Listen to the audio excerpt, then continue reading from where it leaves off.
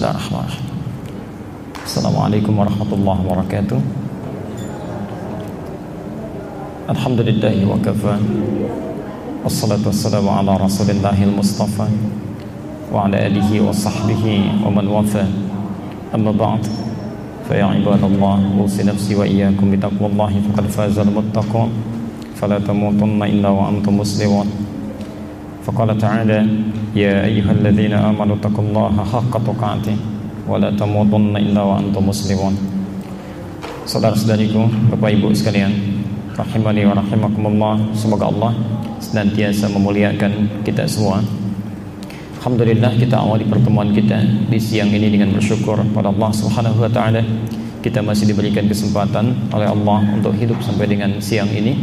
Semoga kesempatan yang diberikan oleh Allah kepada kita bisa kita manfaatkan sebaik-baiknya untuk memperbanyak bekal ibadah dan mengistighfari dosa-dosa yang pernah kita lakukan, sehingga mudah-mudahan keadaan kita bisa lebih baik sebelum kita kembali kepada Allah Subhanahu wa taala.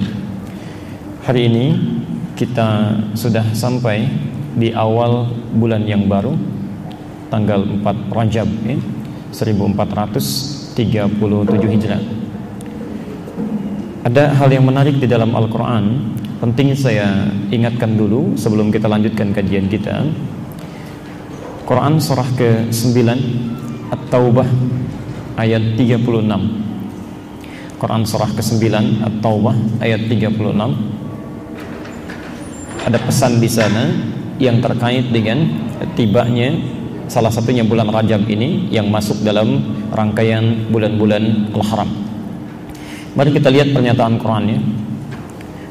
Inna iddatasy syuhuri 'indallahi 12 syahran fi kitabillah. Kata Allah, sungguh jumlah bilangan bulan itu di sisi Allah yang telah ditetapkan dalam kitabnya itu ada 12 bulan dalam setahun. Ada dua jenis kata yang diterjemahkan dengan kata bulan di dalam terjemahan ya.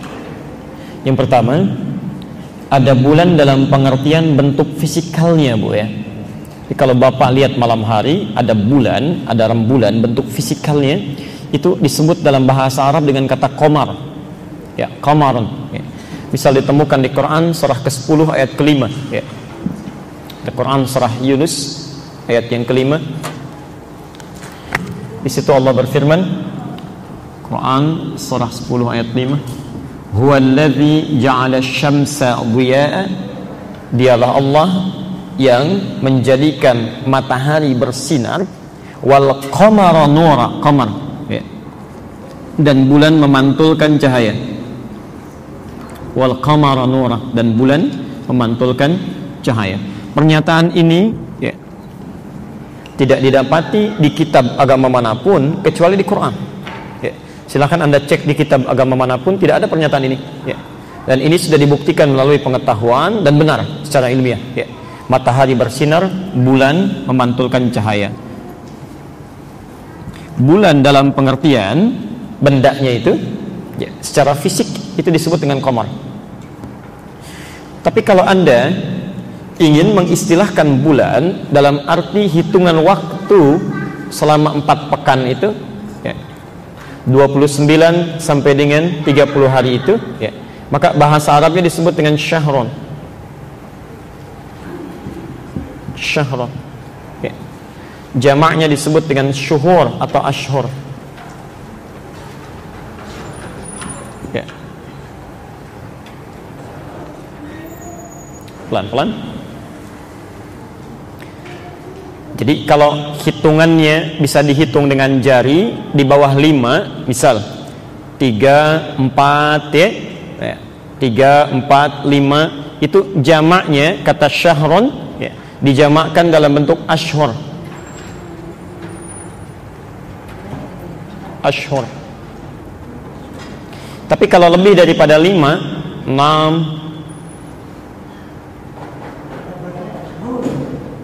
apa?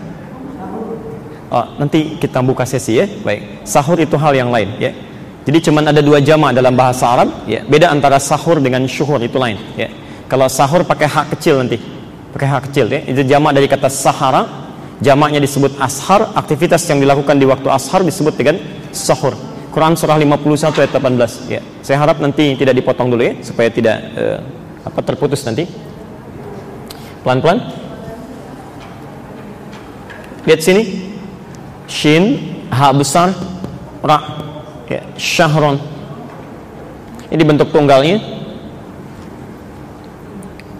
Kalau bentuk jamaknya, bentuk plural, ya. Misal yang lebih daripada satu tapi kurang dari 5, ya. Misal 2, 3, ya, 4, 5, itu dijamakkan dalam bentuk ashur. Misal bulan haji puncaknya di bulan Dzulhijjah. Puncaknya bulan Dzulhijjah. Tapi persiapannya di bulan Syawal sudah mulai. Ya. Nanti insya Allah gelombang pertama yang berangkat itu ya untuk berhaji akhir Syawal sudah mulai berangkat. Ya. Karena itu bulan-bulan ini disebut dengan bulan-bulan haji. Ya. Dari mulai Syawal, Dzulqa'dah, Dzulhijjah. Ya. Di berapa bulan itu? 3 ya. Syawal, Dzulqa'dah, Dzulhijjah. Turun ayat Quran surah kedua Al-Baqarah. Quran surah 2 Al-Baqarah ayat 197 ya. Posisi sebelah kanan paling atas ya. Al-hajju ashhurum ma'lumat ya. Ibadah haji itu pemberangkatannya akan dimulai pada bulan-bulan yang sudah diketahui. Dari mulai Syawal itu ya. Syawal, Dzulqa'dah, Dzulhijjah. Pakai ashhur. Pelan-pelan.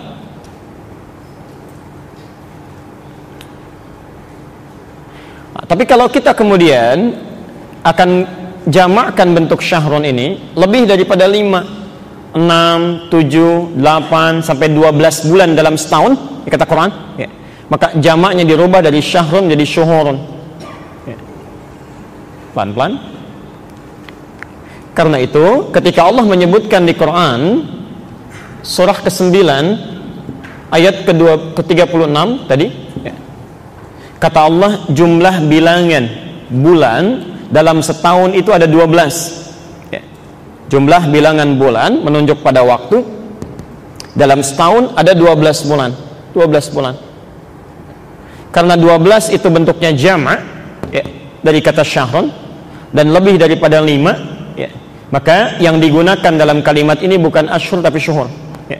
Istilah kaidah bahasa tidak ada yang salah di Quran ya. Saya ingin mengatakan bahwa kaidah tingkat tinggi dalam bahasa Arab itu di Quran. Karena itu mustahil di Quran ada kekeliruan. Mustahil di Quran ada salah pilih kata. Ya. Jelas sampai sini ya? Dan hebatnya, Masya Allah, menariknya, kalimat syahrun sendiri yang ini, ya, itu terulang di Quran sebanyak 12 kali. Di jumlah bulan dalam setahun kata Quran ada 12, ya. Dan kata syahrun di Quran terulang sebanyak 12 kali di Quran. Kalau yang Bapak tadi sebutkan sahur ya, maka tulisannya sin, ha, waw, ra yang di Ramadan ini sahur. Kalau yang ini asalnya dari kata sin, ha, ra, sahar, saharun ya. Beda ya antara syahrun, shin besar, ha besar, ra ya. Yang ini sin kecil, ha kecil, ra. Kalau yang ini waktu singkat menjelang fajar. Misal, kalau sekarang waktu subuhnya, fajarnya jam 4.37, maka jam 4:04 lah kurang lebih, ya, itu disebut waktunya waktu sahar. Ya. Waktu singkat sekitar 25 menit, 30 menit menjelang fajar. Ya. Waktu singkat menjelang fajar.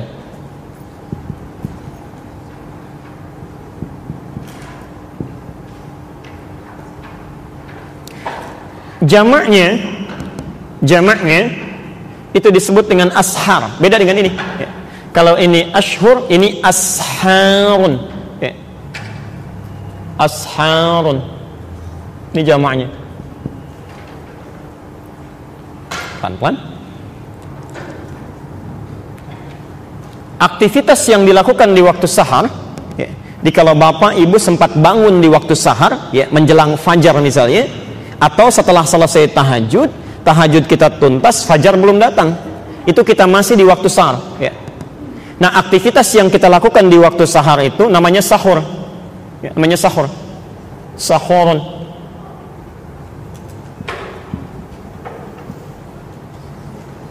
Kalau di bulan Ramadan itu, alhamdulillah, bulan Ramadan ada makan apa?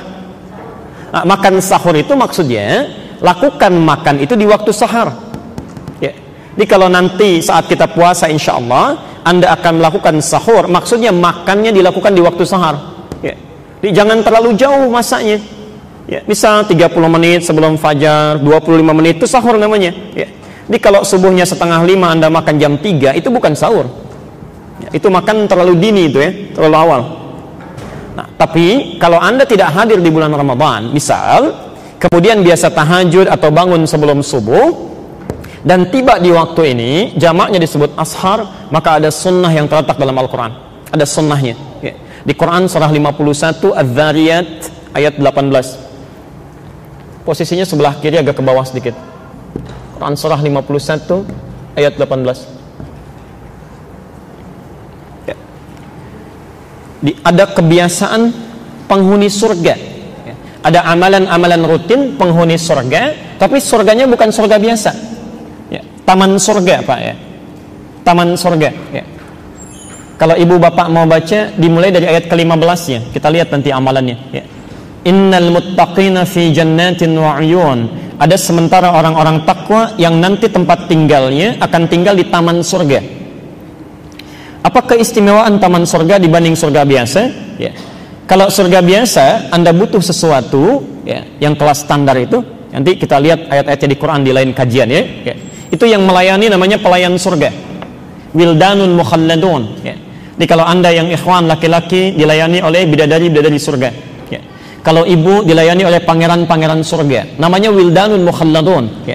Kata Allah, Anda mau minum saja bi aqwabi wa abariqa wa ka'sin min ma'in, itu membawakan gelasnya saja terbuat dari lapisan emas, dihiasi dengan mutiara-mutiara yang sangat berkilau, yang belum pernah kita lihat saat di dunia, belum pernah kita dengar, belum pernah kita bayangkan dalam benak kita itu. Mala 'ainun ra'at wa la udhunun sami'at wa la khatara 'ala qalbi bashar. Itu surga biasa.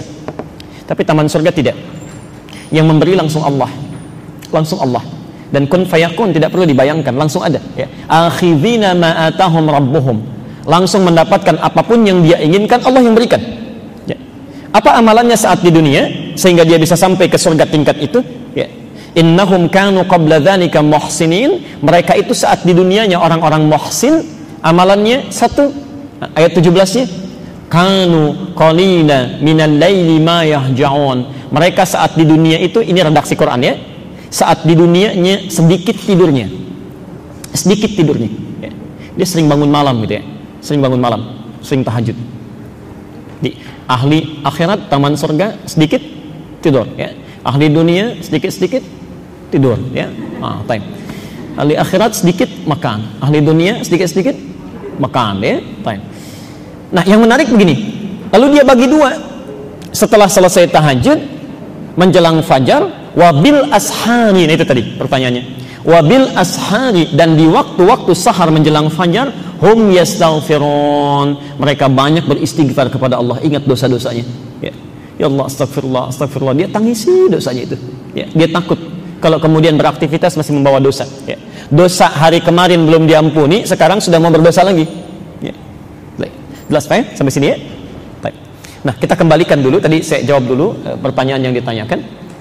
Jadi maaf Bu ya, Pak ya, kalau sadar masih ada dosa dibawa sampai dengan hari ini, maka setidaknya jadilah orang cerdas, banyak beristighfar ya. Nabi saja yang dijamin masuk surga, dijaga dari kesalahan, surga tingkat tinggi, itu diriwayatkan minimal masih beristighfar kepada Allah 70 kali sebelum tidurnya, masih beristighfar. Maka kita yang bukan nabi, bukan rasul, yang tidak bebas dari dosa, yang belum jelas surganya, masih menegangkan hisabnya, seharusnya lebih banyak daripada yang dilakukan oleh Nabi SAW. Saya kembalikan ke sini. Kata Quran, setahun itu ada 12 bulan ketetapan Allah. Minha arba'atun hurum. Dari 12 ini ada 4 bulan yang langsung disebut oleh Quran dengan namanya bulan hurum. Hati-hati ya. Minha arba'atun hurum. Dari 12 ini ada 4 yang disebut dengan bulan hurum.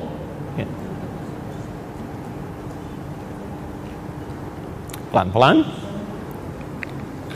Hurum itu dari kata haram. Ya. Haram. Haram itu yang diharamkan, yang tidak boleh dilakukan, yang harus ditinggalkan, itu haram namanya. Ya. Pelan-pelan.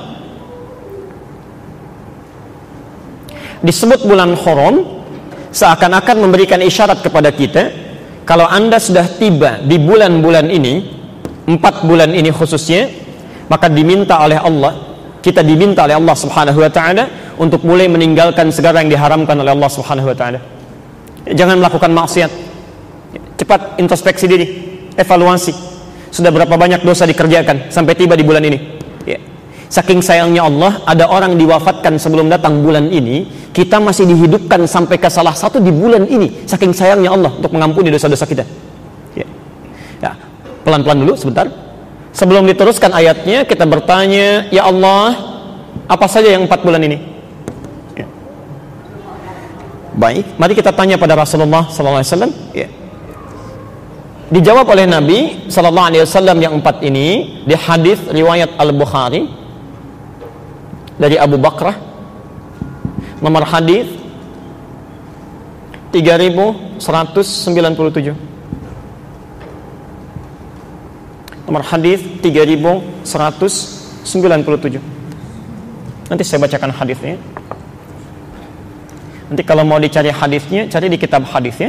Jangan cari di Google, nanti takutnya beda gitu ya. Nggak ketemu nanti. Baik.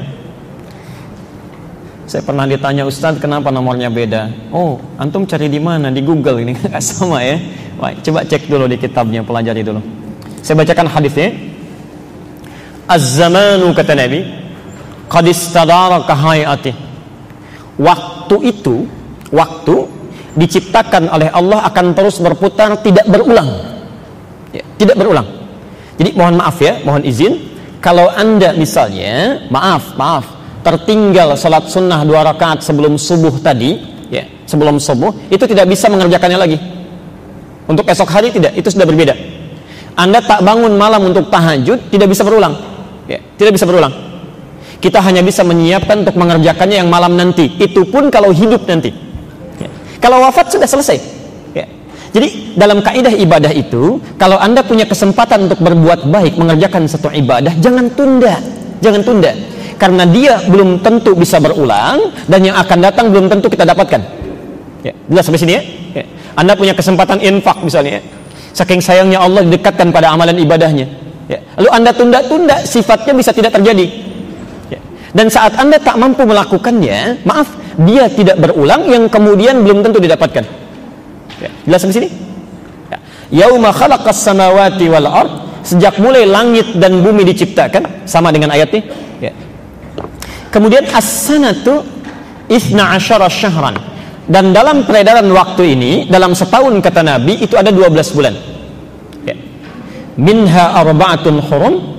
Dari 12 ini ada 4 bulan hurum. Tadi saya tuliskan. Ya. 1 kata Nabi namanya Dzulqa'dah. Oh, hati-hati ya. Maaf sebentar. Bukan Dzulqa'dah, bukan Dzulqa'idah, dan bukan Dzulqa'idah. Ya. Tapi Dzulqa'dah. Tulisannya sama ya. Kata Nabi, thalatha mutawaliyah. Dari 4 bulan ini 3 berurutan. Ya. 1 disebut dengan Dzulqa'dah. Qa'dah. Yang kedua Dzulhijjah. Dzulhijjah. Pelan-pelan. Yang keempat kira-kira apa? Bukan Muharram tapi Al-Muharram. Bukan Muharram tapi Al-Muharram. Al-Muharram. Jadi 3 berurutan, salata mutawaliyah, 1 Dzulqa'dah. Ingat bukan qa'dah ya. Perhatikan, saya terangkan singkat dan saya tidak akan mengulang lagi. Ya, dan jangan tanyakan tentang ini lagi. Ya. Lihat sini. Dzu artinya duduk. Ya. Dzu yang punya, maaf. Dzu itu yang punya, yang melakukan. Ya. Qa'dah artinya duduk. Qi'dah pun artinya duduk. Kalau saya duduk begini, baru duduk, kemudian saya bangkit lagi, bangun lagi, itu namanya qa'dah. Qa'dah. Ya. Saya ulang ya. Kalau saya duduk begini, kemudian saya bangun lagi, singkat, itu qa'dah namanya. Dalam kaidah ilmu bahasa Arab disebut ismun marrah. Marrah itu yang sekejap, cepat. Ya. Tapi kalau saya duduk misalnya begini, saya santai dulu, kadang minum dulu, diskusi, itu qi'dah namanya. Qi'dah. Ya. Kenapa bulan ini disebut dengan Dzulqi'dah, bulan yang ke-11, bukan Qa'dah? Karena biasanya orang-orang Arab yang di sekitaran Mekah yang suka berniaga keluar Mekah, ya, kadang-kadang ke Yaman, kadang-kadang ke Syria berdagang, ya. Karena semakin dekat bulan haji, yang dikunjungi itu datang ke Mekah. Ya, jadi yang biasa dikunjungi di Yaman, di Syria, di Syam, itu datang ke Mekah. Ya. Mereka menjadikan Mekah sebagai pusat niaga. Ya. Karena yang dikunjungi balik datang ke Mekah, akhirnya orang-orang Mekah pada duduk. Ya, duduk santai aja. Ya. Di rumah nunggu, minum teh, ngobrol-ngobrol dan sebagainya. Bulan itulah kemudian yang dikenal dengan Dzulqi'dah, bulan duduk-duduk santai. Ya. Jelas di sini? Right. Yang keempat, Rajab. Rajabun Mudhar ma baina Jumada wa Sya'ban. Keempat bulan Rajab, yang terletak di antara bulan ke-6 Jumada dan Sya'ban. Rajab. Baik, mohon izin pelan-pelan. Kita sekarang ada di sini. Saya ulang ya. Kita sekarang ada di sini. Sekarang tanggal 4 Rajab. Baik. Saya resum kembali. Kata Allah, 1 tahun ada 12 bulan. Dari 12 bulan ini ada 4 namanya bulan haram. Bulan yang tidak boleh kita bermaksiat di dalamnya. Bulan yang harus berevaluasi berapa dosa yang sudah kita kumpulkan sampai di hari itu.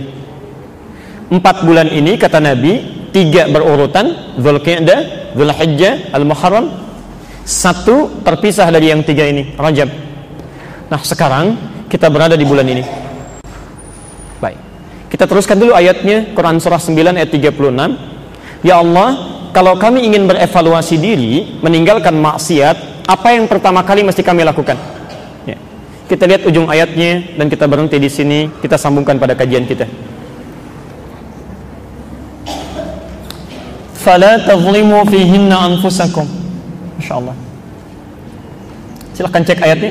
Kata Quran, kalau sudah ada seorang yang tiba di waktu ini, apakah itu bulan Dzulqi'dah, Dzulhijjah, kemudian Al-Muharram ataupun bulan Rajab, maka yang pertama kata Allah yang harus dia camkan, jangan pernah melakukan maksiat. Jangan zalimi diri sendiri pada bulan ini. Jangan berbuat zalim. Ya. Saya mohon izin sebentar ya untuk menyampaikan berita yang sangat penting. Bapak Ibu sekalian, pernyataan Allah ini karena menjadi fitrah dalam kehidupan orang-orang di zaman jahiliyah saja, sebelum Nabi tiba, kalau sudah datang 4 bulan ini, misal bulan Rajab, ya, itu yang biasanya perang akan gencatan senjata, yang biasanya berselisih itu akan damai, yang biasanya saling mencela itu akan diam. Ya. Di misal, kalau ada yang dicela di bulan Rajab, dia akan katakan, nggak apa-apa, nanti saya balas setelah bulan ini, setelah sebulan ini. Ya. Mereka diam. Ya. Yang berperang diam, yang berselisih diam, yang mencela tidak ada, semua diam. Ya. Ini Anda bayangkan, orang jahiliyah saja tiba di bulan-bulan haram, mereka bisa memperbaiki diri dan bisa menghentikan perbuatan-perbuatan buruknya. Maka bagaimana dengan orang-orang yang sudah tidak hidup di zaman jahiliyah? Diturunkan nabinya, dibimbing masih berbuat sesuatu yang tidak pernah dilakukan oleh orang di zaman jahiliyah. Ya, maka ada sesuatu yang salah. Maka mohon izin, saya sangat bermohon sebesar-besarnya, mumpung kita yang dipilih oleh Allah masih hidup di awal bulan ini, barangkali saking sayangnya Allah kita diminta untuk berevaluasi diri. Ya, coba dicek. Tidak usah tunjuk orang lain ya, dimulai dari diri kita dulu, dari ujung kepala sampai ujung kaki, berapa banyak maksiat yang sudah dikumpulkan sampai hari ini. Oh, saya sangat serius menyampaikan ini, ya, sangat serius. Di banyak orang yang barangkali sudah diwafatkan oleh Allah, menurut Allah selesai. Ya, dosanya sudah ringan, amalannya banyak. Kita dihidupkan sampai hari ini sekedar untuk diingatkan, hei, waktu kamu barangkali singkat, ya, sebentar lagi pulang, ya, sebentar lagi mungkin meninggal, yang tidak kamu ketahui kapan, barangkali keluar dari sini bisa pulang, ya. Karena itu saat Allah memberikan kesempatannya, tolong jangan sia-siakan, ya. Cobalah Anda diam sejenak, kemudian beristighfar kepada Allah, ingat dosa-dosa kita. Maaf, berapa kali mata ini salah pandang, berapa kali lisan salah bertutur, barangkali Anda yang jadi suami berapa kali telah marah pada yang tidak pada tempatnya, keliru berucap, ya. Ibu yang jadi istri berapa kali wajahnya tidak menyenangkan, ya, pikiran yang buruk terhadap suaminya, pada anaknya, pada tetangganya. Yuk, sebelum diwafatkan coba ingat-ingat dulu itu, ya. Belajar untuk menangis, ya, jangan terlalu banyak tertawa, belajar untuk menangis. Coba malam ini menangis, ya. Tak mampu besok, tak mampu lagi besok, ya. Kalau tidak mampu lagi, coba tangisi diri kita yang belum bisa menangis, ya. Itu insya Allah ada kebaikan-kebaikan bisa didapatkan, ya. Mudah-mudahan Allah jadikan kita termasuk orang-orang baik yang punya kesempatan untuk memperbaiki diri, ya. Saya pekan lalu sempat di Tanah Kusir. Alhamdulillah Allah berikan macet itu pas dekat pemakaman itu, ya. Alhamdulillah sekitar 15 menit. Saya lihat ke kiri begini, ya. Begitu lihat ke kiri, saya berpikir, Allahu Akbar, apa yang telah saya lakukan, ya. Mengapa manusia banyak mengumpulkan tanah yang luas, tempat yang luar biasa, bangunan yang tinggi. Ternyata ketika pulang, ya, dicari-cari 200 meter, yang ada 2 meter pun tidak, ya, 2 meter pun tidak, ya. Cari tempat-tempat yang tinggi, rumah yang mewah, begitu pulang begitu sederhananya. Dan hebatnya, manusia yang saat punya sesuatu dalam hidupnya tidak mau berbagi, saat meninggal dipaksa oleh Allah untuk berbagi. Ini kamu yang sangat eksklusif tinggal di komplek itu, yang tidak mau melihat pada yang lainnya, tidak mau berbagi, saya tempatkan di satu tempat yang berbagi dengan yang lainnya. Cuman 2 meter, 2 meter, 2 meter, dempetnya luar biasa, ya. Apa yang telah Anda lakukan, ya. Dan hebatnya saat melihat ke sisi kanan, Masya Allah, Allah perlihatkan ada sekelompok orang membawa buah-buahan, ya. Ada yang bawa jeruk, bawa apel, disimpan di atas makamnya, nyalakan satu dupa, dia lihat begini. Itu saya perhatikan betul momen itu, saya tunggu berapa menit. Allahu Akbar. Ternyata yang mau dikasih buah di dalam itu nggak keluar, Bu. Nggak keluar, dia buka, terima kasih, diambil misal, ya. Dan yang lihat itu cuma bengong aja, Pak, lihat begini tuh. Ternyata betul kata Quran, kalau sudah kita masuk ke dalamnya nggak akan bisa keluar. Paling-paling cuma berharap, farji'na na'mal salihah inna muqinun. Ya Allah, tolong kembalikan kami, beri kesempatan sedikit saja. Kami yakin sekarang engkau benar, ya. Mumpung sekarang masih diberi kesempatan, coba perbaiki, ya. Cobalah belajar pada anak-anak Palestina itu, ya. Anak-anak Libya, anak-anak Syria. Kenapa diwafatkan masih kecil-kecil itu, 4 tahun, 5 tahun, 6 tahun. Anda jangan hanya menghadirkan kasihan mereka, barangkali kita yang dikasihani itu, ya. Itu anak-anak di sana, informasi saja, ya, 4 tahun, 5 tahun itu rata-rata, Bu, hafal Quran, ya. Paling minimal paling setengah Quran, 10 juz, 15 juz itu, ya. Makanya Allah sayang pada mereka. Nah, kamu capek hidupnya, sudah sesuai dengan ajalnya, sudah selesai, pulang, sini, pulang. Kamu makan roti setengah juga kadang-kadang dibagi 16 orang, saking gak ketemunya puasa berhari-hari, kan? Penghafal Quran. Kata Allah, jangan lama-lama lah, jangan lama-lama, capek hidup kamu, pulang sini. Nikmati alam kubur yang ada di Quran surah ketiga Ali Imran ayat 169 sampai 171 itu. Cepat pulang, ya. Makanya mereka sudah belajar, ya. Yang kasihan itu kita, diberikan 40 tahun, 50 tahun, 60 tahun, jangankan menghafal Quran, kadang sehari untuk lihat Quran saja mungkin belum sempat, ya.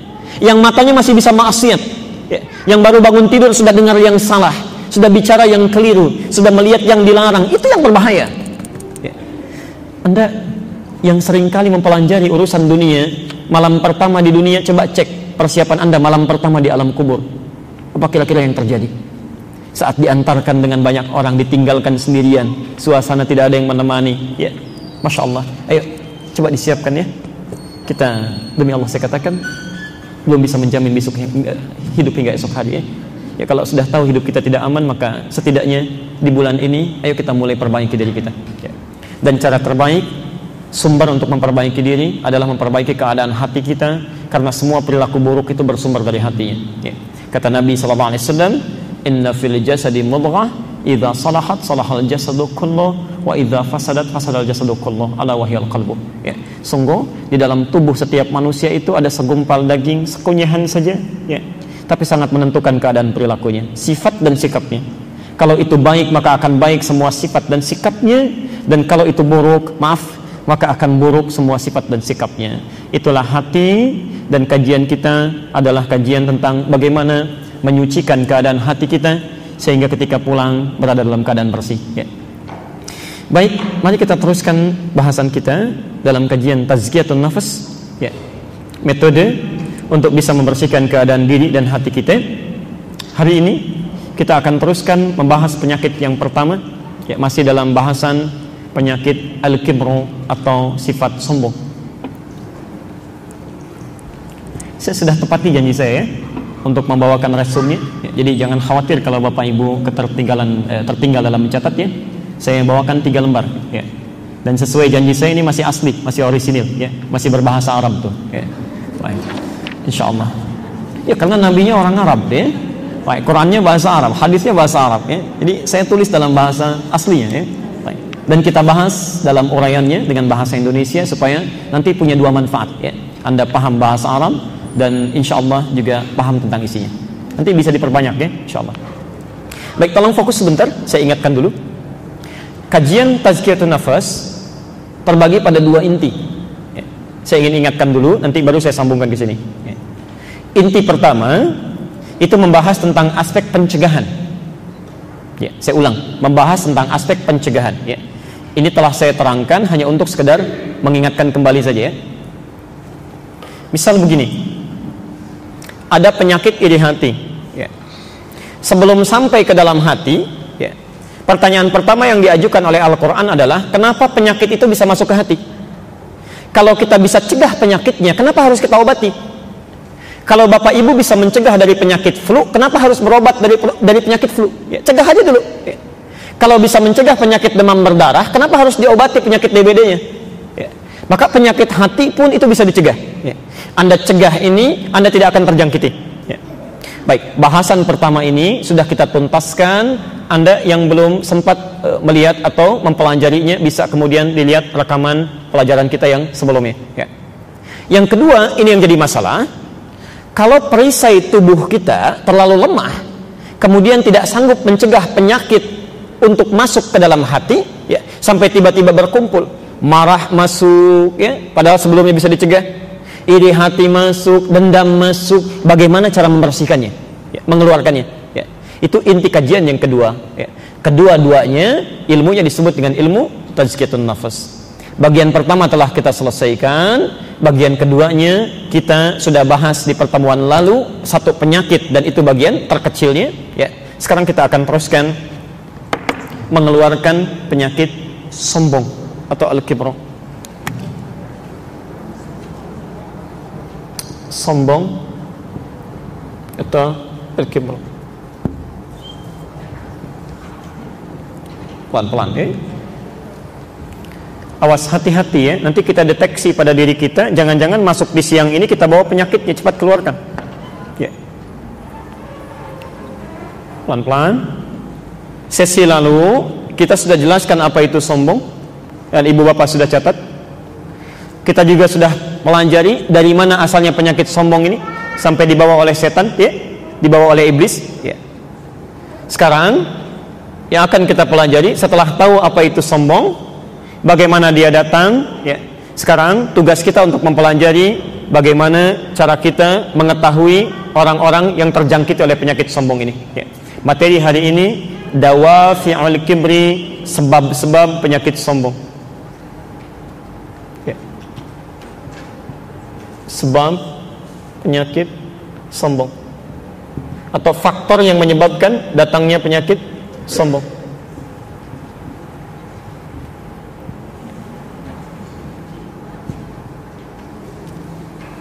Yang barangkali tertinggal nanti lihat ulasan di pertemuan lalu, ya, supaya saya tidak banyak mengulangnya. Pelan-pelan, catat dulu dalilnya. Catat dalilnya. 1.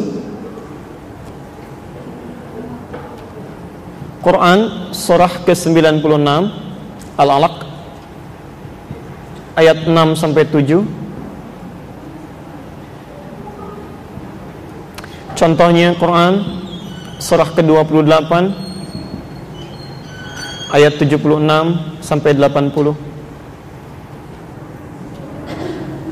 Quran surah ke-96 Al-Alaq ayat 6 sampai 7.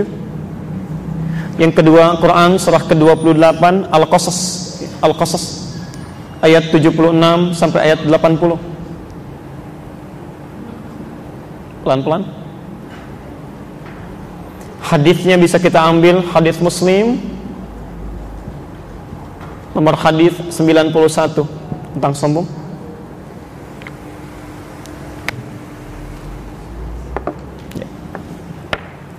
Kita ambil ini saja dulu, nanti seterusnya kita bisa kembangkan ya. Pelan-pelan. Saya tegaskan lagi kata Nabi sallallahu alaihi wasallam, al-kibru, sombong itu ya, hadis Muslim nomor hadis 91. Kata Nabi, al-kibru, sombong itu gitu ya, batarul haqqi wa ghamtun nasi. Ya. Batarul haqqi, mengingkari satu kebenaran. Saya mulai dari sini dulu. Batarul haqqi, menolak kebenaran. Batarul haqqi, menolak kebenaran. Wa ghamtun nasi, dan merendahkan orang. Wa ghamtun nasi, dan merendahkan orang. Ciri orang sombong cuma dua kata Nabi ya. Hati-hati kalau Anda, maaf ya sebelumnya, merasa hadir dalam diri kita satu di antara dua sifat ini, maka kita sedang terjangkiti penyakit sombong ya. Nanti kita belajar sebabnya apa dan bagaimana cara bisa mengobatinya ya. Satu kata Nabi ini, batarul haqqi, menolak kebenaran, menolak sesuatu yang sudah jelas benarnya ya. Di pertemuan lalu sudah saya jelaskan ya, ada dua jenis kata benar ya. Satu disebut dengan as-sidqu,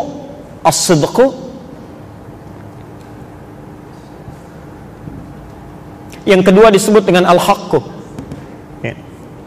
Kalau sidqun itu artinya kebenaran yang masih diragukan sementara orang ya. Memang benar, tapi barangkali karena buktinya belum jelas, sementara orang masih ragu ya. Contoh begini, Nabi SAW satu kali diangkat ke langit menunaikan peristiwa Mi'raj ya. Bahkan Isra dan Mi'raj, dari Masjidil Haram ke Masjidil Aqsa, naik ke langit cuma satu malam.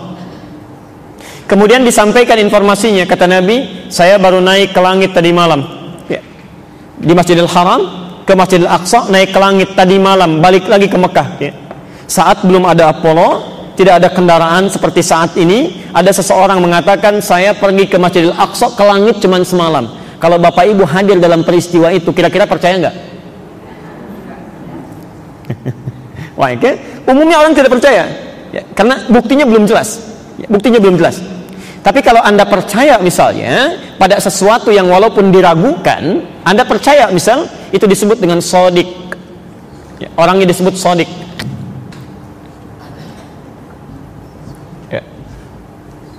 Lalu Anda benarkan, walaupun ada sedikit ketidakyakinannya, tapi Anda benarkan, itu shadiq namanya. Tapi kalau Anda yakin, seyakin-yakinnya, bahkan mengabaikan segala faktor yang diucapkan orang itu, saya yakin betul ya.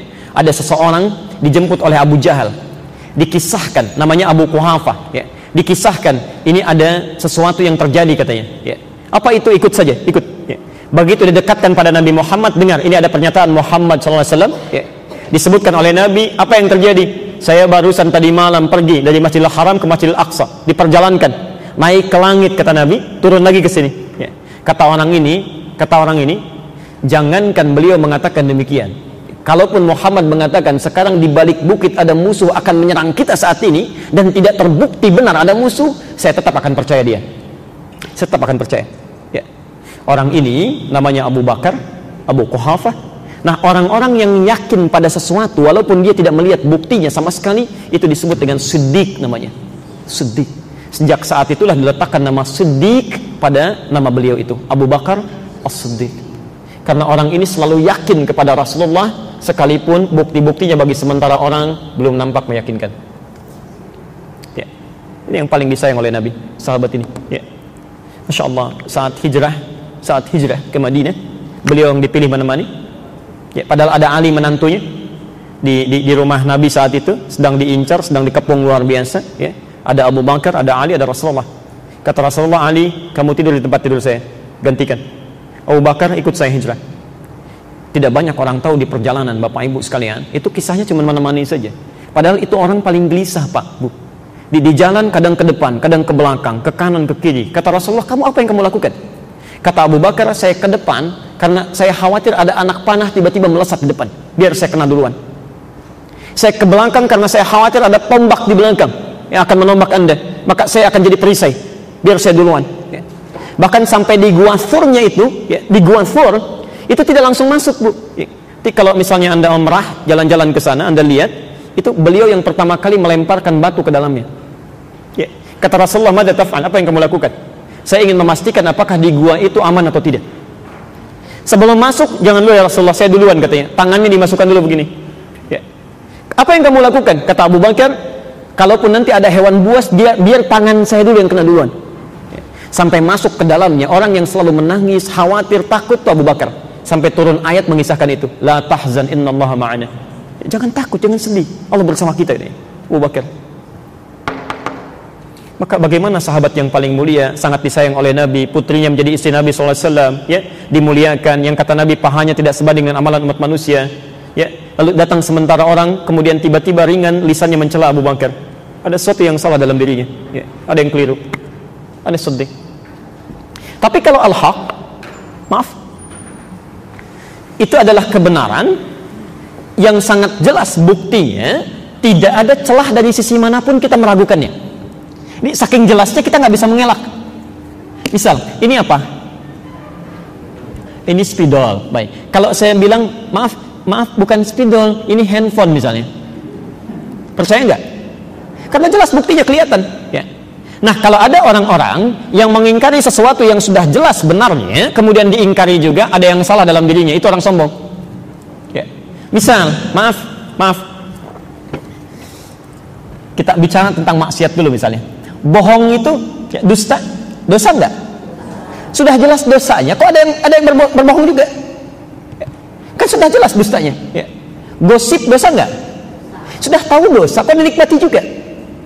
Maka orang-orang yang bermaksiat, ada nanti ayat-ayat di Quran, seakan-akan dia itu seperti kena penyakit sombong. Kok sombong ya? Kayak orang yang sudah punya banyak amal, kalau berdosa pun nggak berpengaruh gitu. Nanti ada di Quran orang-orang yang seakan-akan merasa banyak amalnya, nggak apa-apa, kalaupun masuk neraka paling sebentar. Quran surah kedua Al-Baqarah ayat 80. Posisi paling kiri sebelah ke atas. Wa qalu lan tamassana an-naru illa ayyaman ma'dudah. Sementara orang-orang Yahudi berkata, mereka berkata, nggak apa-apa masuk neraka juga. Kami ini kan kekasih Tuhan. Allah sayang dengan kami. Kalaupun masuk neraka disiksa paling sebentar aja. Sebentar. Bahkan ada yang menghitung, Pak, dihitung-hitung sama dia. Paling sehari, 2 hari, 3 hari katanya. Itu ada di Ali Imran ayat ke-24.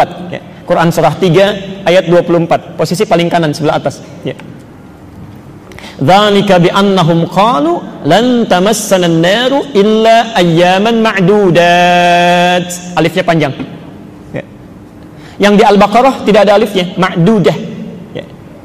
Jadi dia masih membayangkan paling sebentar, tapi ketika ditanya dia nggak tahu kapan sebentarnya. Tapi kalau yang di Ali Imran, kenapa alifnya panjang? Kalau alifnya panjang ma'dudat, itu tandanya orangnya sudah menghitung. 1, 2, 3 dia. Kata orang ini nggak apa-apa, paling kalau masuk neraka cuma sebentar, bisa dalam hitungan jari keluar dari situ. Anda bayangkan, kata Quran, ada orang sombong yang merasa banyak amalnya, mudah berbuat maksiat. Diseakan-akan maksiat sedikit gak apa-apa lah, paling nanti diampuni juga. Jadi kalau ada orang sudah tahu bohong itu salah, gosip itu keliru, berselisih itu dosa, kok dilakukan juga? Artinya seperti orang yang sudah siap untuk itu. Makanya dijawab oleh Nabi, oleh Quran langsung. Dijawab oleh Quran langsung, kalau mau masuk neraka silahkan, kalau merasa singkat. Seharinya 1000 tahun. Quran surah 32 ayat kelima itu. Quran surah As-Sajdah ayat yang kelima itu. Fi yaumin kana miqdaruhu alfa sanatin mimma ta'udun. Quran surah 32 ayat kelima. Yudabbirul amra minas sama'i ilal ardi thumma ya'ruju ilaihi fi yaumin kana miqdaruhu alfa sanatin mimma ta'udun. Insyaallah. Hati-hati. Kata Quran kalau mau silahkan. Sehari, 2 hari, 3 hari, cuman 1 harinya 1000 tahun. Jadi kalau kita konversi ke hitungan kita, kurang lebih 1 detiknya itu 48 hari. Jadi kalau ada orang masuk neraka, disiksa di situ cuman 1 detik saja, itu sakitnya sama dengan 48 hari di dunia. Bapak tahu siksa paling ringan di neraka seperti apa? Quran surah keempat An-Nisa, Bu, ayat 56. Quran surah 4 ayat 56. Itu paling ringan ya, paling ringan. Innal ladzina kafaru bi ayatina sawfa nuslihim nara. Sungguh orang-orang yang selalu mengingkari ayat kami, ya, mengingkari perintah kami, keterangan kami, ya. Ingat kalau ada kata kafar, saya sudah pernah terangkan, itu bisa mencakup orang non-muslim atau orang Islam, ya. Di ada orang Islam mengaku muslim, disuruh salat tidak mau, baca Quran susah, diingatkan marah-marah, dia kayak orang sudah siap, ya. Kayak orang sudah siap. Kata Allah, kalau ada orang begitu, dosanya banyak, kemudian masuk neraka, paling ringannya saufa nuslihim nara. Nusli itu artinya diambil ubun-ubunnya, tarik begini, ya. Kemudian dicelupkan, maaf, pernah bikin teh celup? Teh celup kan begini, diangkat lagi ya, begini diangkat lagi. Nah itu begitu kurang lebih, ya. Nusli itu dimasukkan, diangkat lagi. Kullama madijat juluduhum, ketika dimasukkan hancur semua tubuhnya dan kulitnya, hancur, habis, ya. Diangkat lagi, baddalnahum juludan ghairaha. Jadi ada malaikat yang tugasnya celup, angkat, celup, angkat. Sekali celup 1 detiknya 48 hari. Jadi kalau mau coba silahkan. Makanya hati-hati kata Quran deh, hati-hati. Jangan merasa bahwa kita ketika berbuat maksiat aman dari siksa, tidak. Ya. Bahkan orang-orang yang meremehkan dosa kecil itu dosanya besar. Dosanya besar. Ya. Nanti kalau masih ada waktu, kami kisahkan bagaimana seorang yang punya banyak amalan, solehnya luar biasa, dan seorang yang banyak dosanya luar biasa, menjadi tertukar ketika menganggap remeh satu dosa. Ya. Ternyata yang soleh wafat dalam keadaan sedang bermaksiat, yang dosa wafat dalam keadaan sedang bersujud kepada Allah Subhanahu Wa Taala. Dan itu adik kakak, Bu, adik kakak. Ya. Nanti di akhir kalau masih ada waktu kita terangkan, karena bahasan kita masih jauh ya. Nah, jadi mohon maaf kalau ada di antara yang mengaku muslim, ya, kita bicara orang Islam saja ya. Kalau non muslim kita doakan supaya mendapat hidayah. Tapi kalau ada orang Islam masih senang berbuat maksiat padahal sudah jelas salahnya, ya. Setelah ke penjara, di sidang baru pakai jilbab gitu kan? Baru pakai peci gitu. Anak kemana aja? Ya, jadi yang disalahkan pecinya, disalahkan jilbabnya, itu dosa itu. Dosa itu. Hati-hati, ya.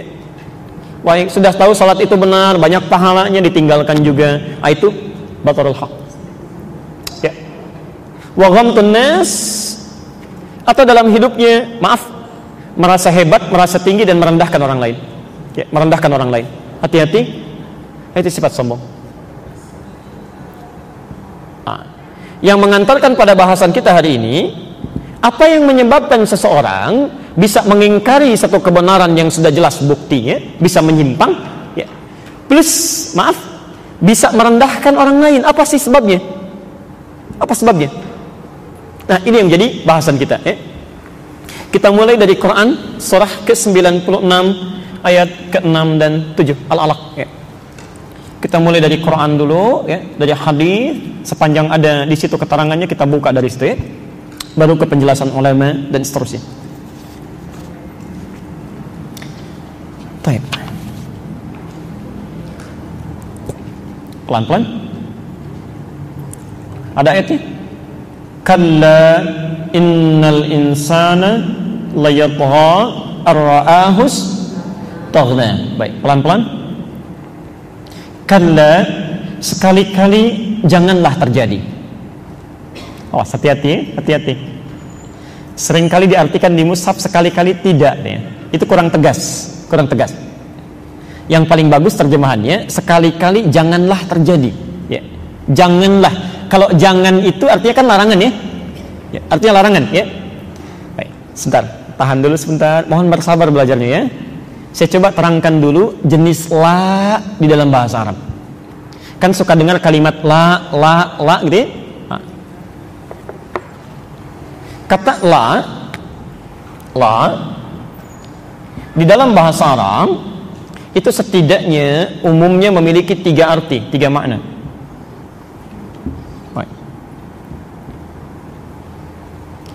Nanti kalau ini dibahas dan Bapak Ibu baca Al-Quran atau hadis, itu insya Allah dapat rumus cepat dan bisa menerjemahkan dengan baik. Ya. Pertama, disebut dengan la nafyi, an-nafyi. La an-nafyi.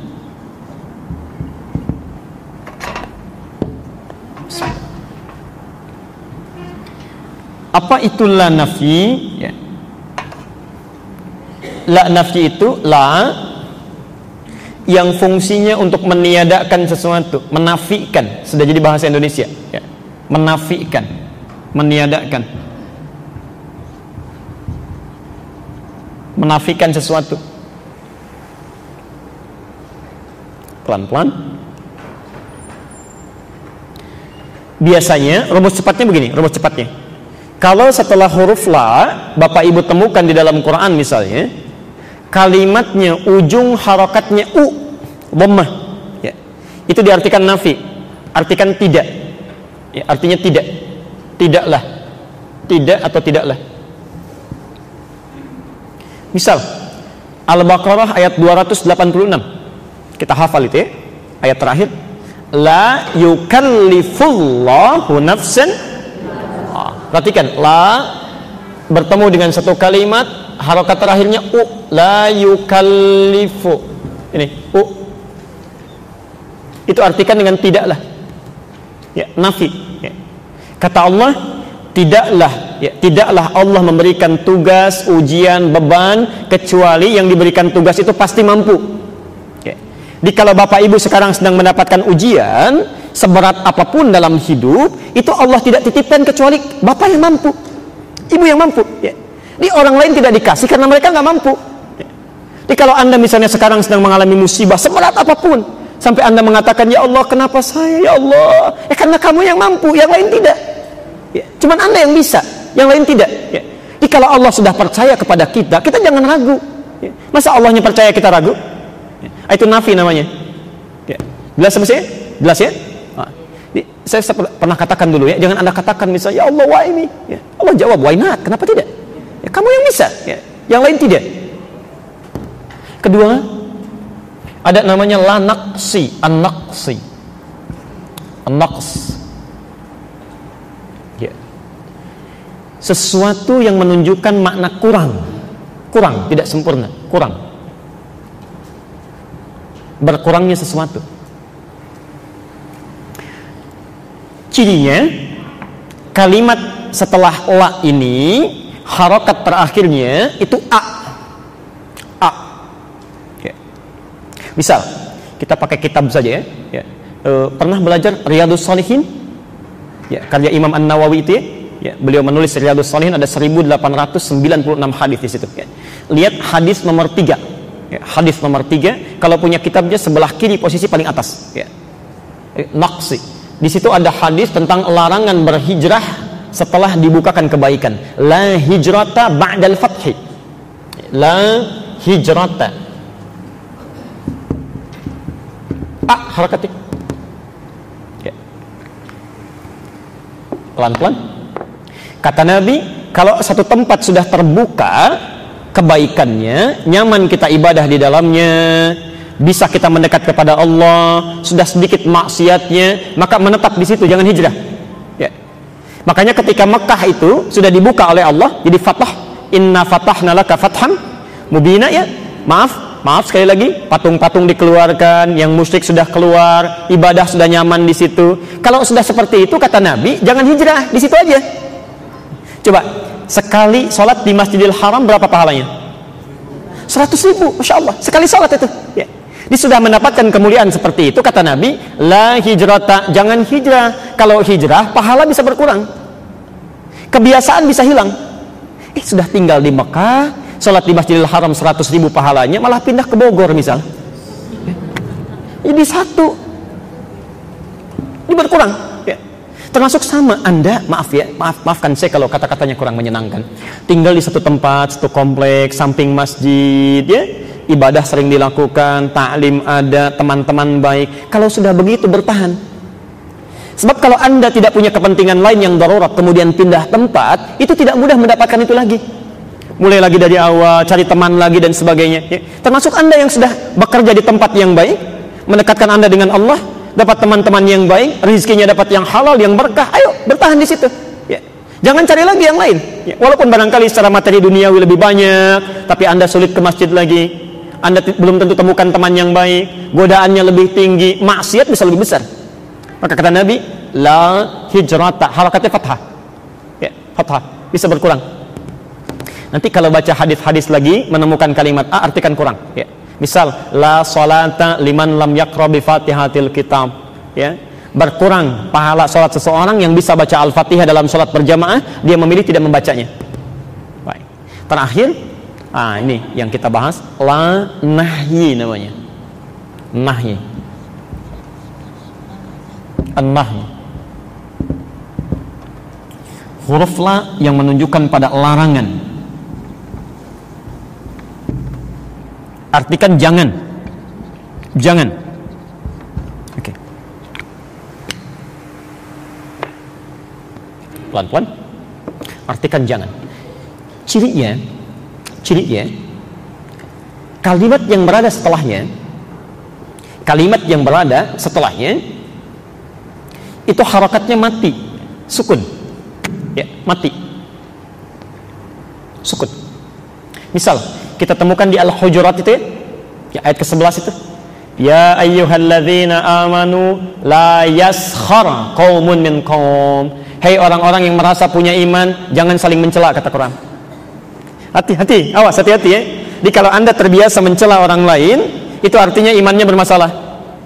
Ya. Awas. Kalau orang tidak pernah ikut taklim dia mencela, nggak usah dihiraukan. Yang jadi masalah ada orang belajar, orang sholat, orang ikut taklim mencela orang juga. Ada yang salah itu, ada yang keliru. Ya. Kalau Anda bisa berkata lembut, kenapa mesti kasar? Kalau kita bisa bersikap dengan baik, kenapa harus jahat? Ya. Kalau kita bisa mencintai orang, kenapa mencela orang? Kalau kita bisa merangkul, kenapa memukul? Ini larangan sifatnya. Larangan. Ya. Di hadis Muslim nomor hadis yang ke-6, bab ke-4. Kalau punya kitabnya jilid pertama, halaman 111, posisi paling kiri sebelah atas.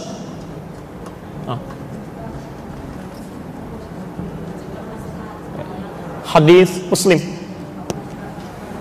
Kenapa? Baik. Oke. Pelan-pelan ya. Biasanya kalau yang penting-penting saya agak lambatkan. Kalau saya dukung dengan sesuatu yang cepat, saya agak naikkan temponya. Baik. Saya kabulkan insya Allah. Jadi nanti kalau tertinggal bisa dicek rekamannya ya. Baik. Hadis Muslim, ibu mau cek, mau juga dituliskan kitabnya? Baik. Hadis Muslim. Baik. Hadis nomor ke-6, nomor 6, bab 4, bab ke-4. Hadis nomor ke-6, bab ke-4, jilid pertama, halaman 111. Posisinya sebelah kiri paling atas.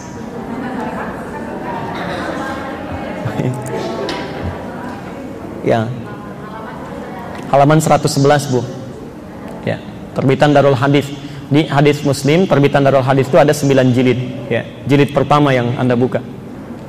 Sudah? Baik. Maaf ya, maaf. Di situ ada larangan an-nahyu, pelan-pelan. Dibuka kalimatnya an-nahyu, larangan. An akhdhir riwayah, untuk mengambil riwayat, belajar anid du'afa, ya, dari orang-orang yang lemah ilmunya atau lemah dalam hadisnya.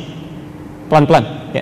Di hadis-hadis itu ingin menceritakan larangan Nabi, pakai huruf la nanti ya, larangan Nabi untuk belajar dari orang-orang yang lemah ilmu ya, lemah ilmu.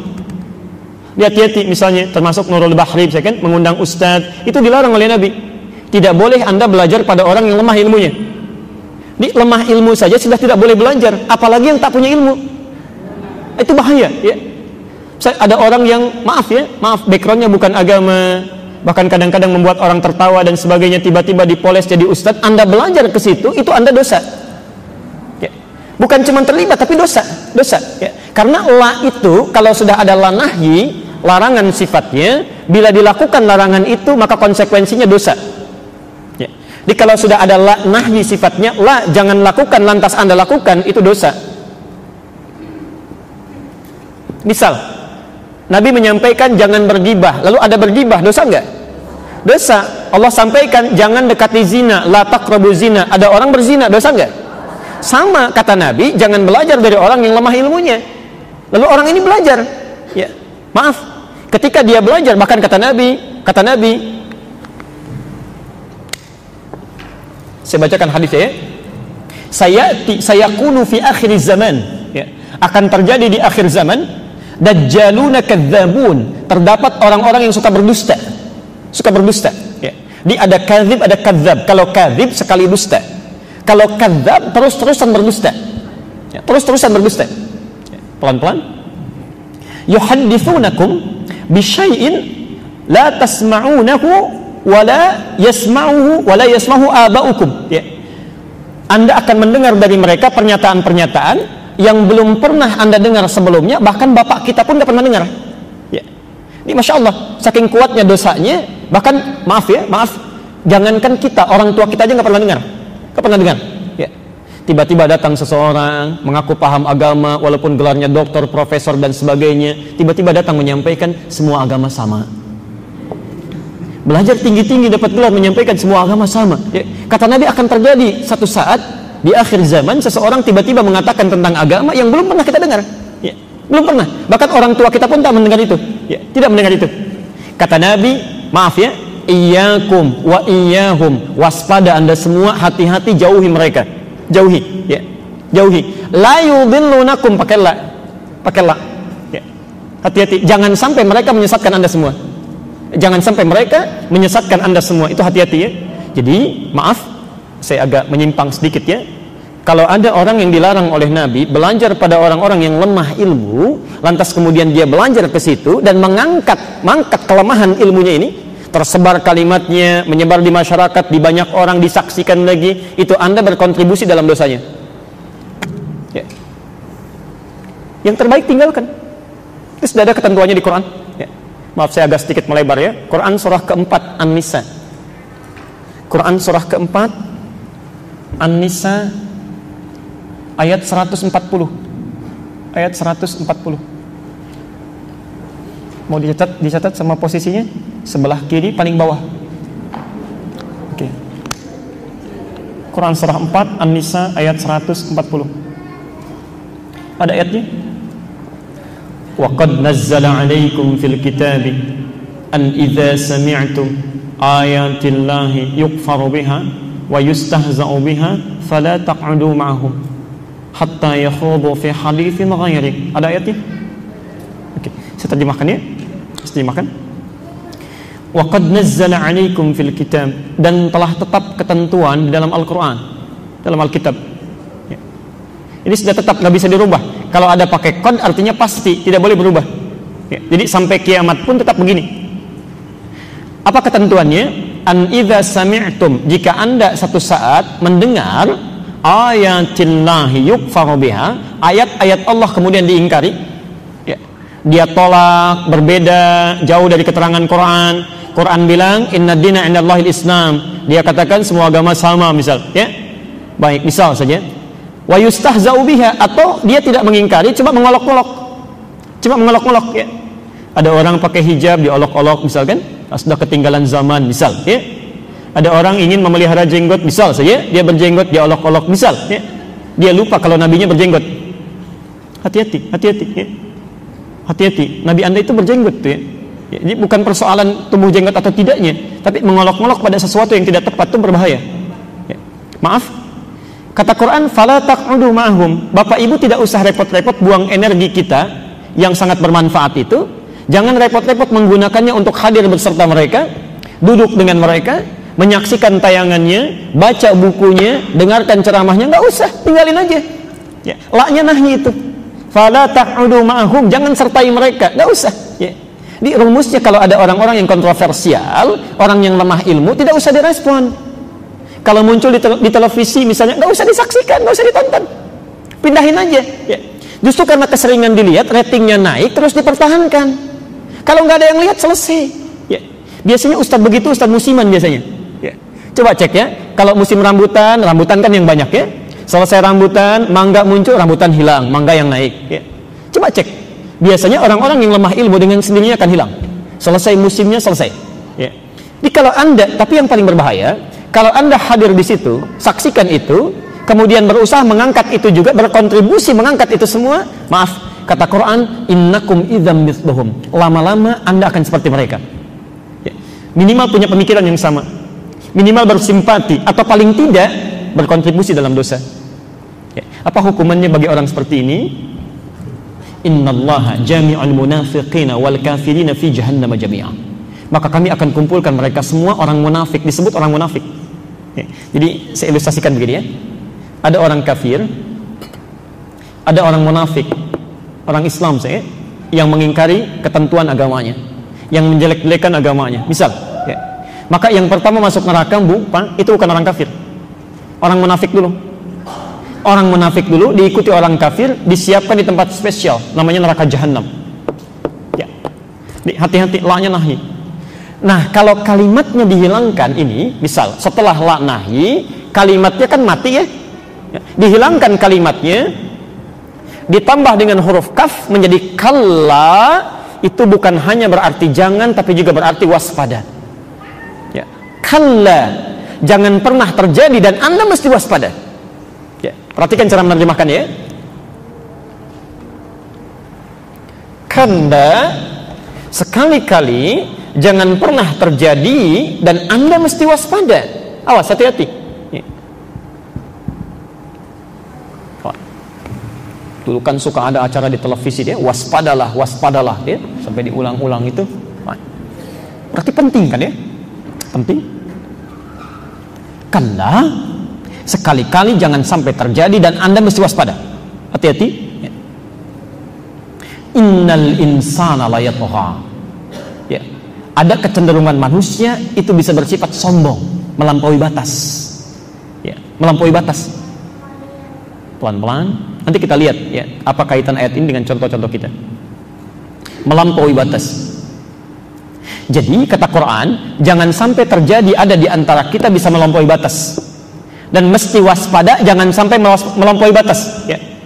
Jangan sampai melampaui batas. Ya. Nah, sombong adalah salah satu sifat yang muncul ketika seseorang melampaui batas ya, dalam sifatnya. Ya. Melampaui batas dalam sikapnya. Ya.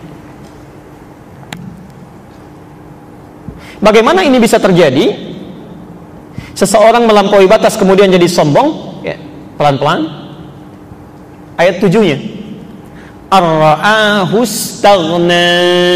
Jika sudah merasa dalam diri punya kelebihan, sudah merasa lebih. Istighna namanya. Al-istighna. Nah. Oh, tolong fokus betul ke sini ya. Fokus betul. Kata Quran, sifat sombong pertama kali bisa muncul ketika seseorang merasa punya kelebihan, merasa lebih. Ya. Mohon izin saya akan lambatkan sekarang.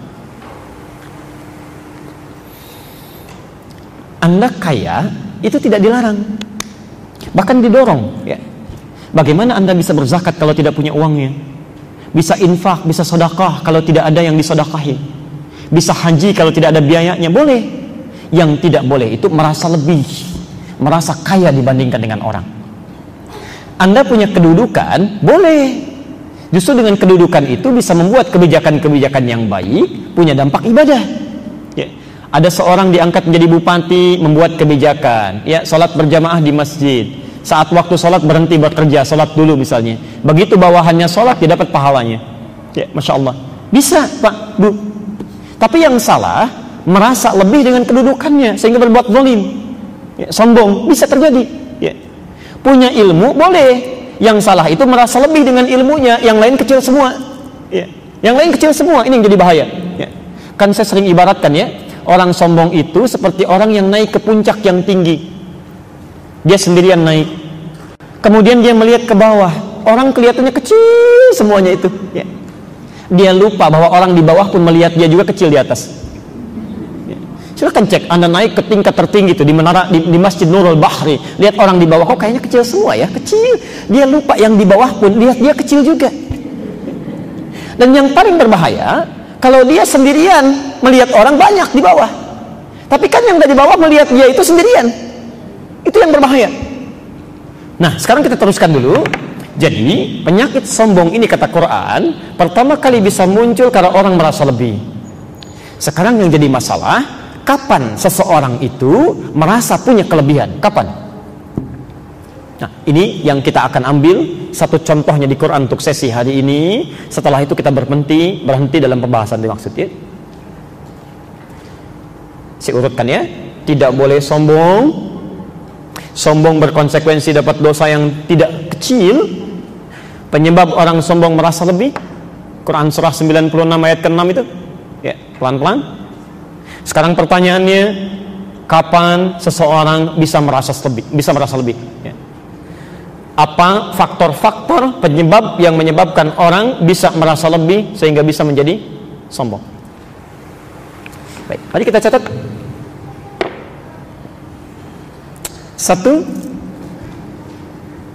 Satu, ziyadatul mali. Ya, penyebab pertama, bertambahnya harta benda. Hati-hati ya.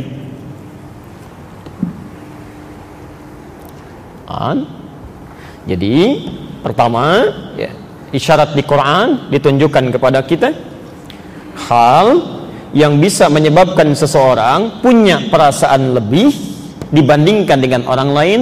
Faktor pertama, jika dia mengalami peningkatan harta benda. Jadi kalau hartanya meningkat, awas hati-hati ya. Seseorang yang mengalami peningkatan harta, saat yang bersamaan dia akan lebih rentan diserang penyakit sombong. Ya, punya perasaan lebih.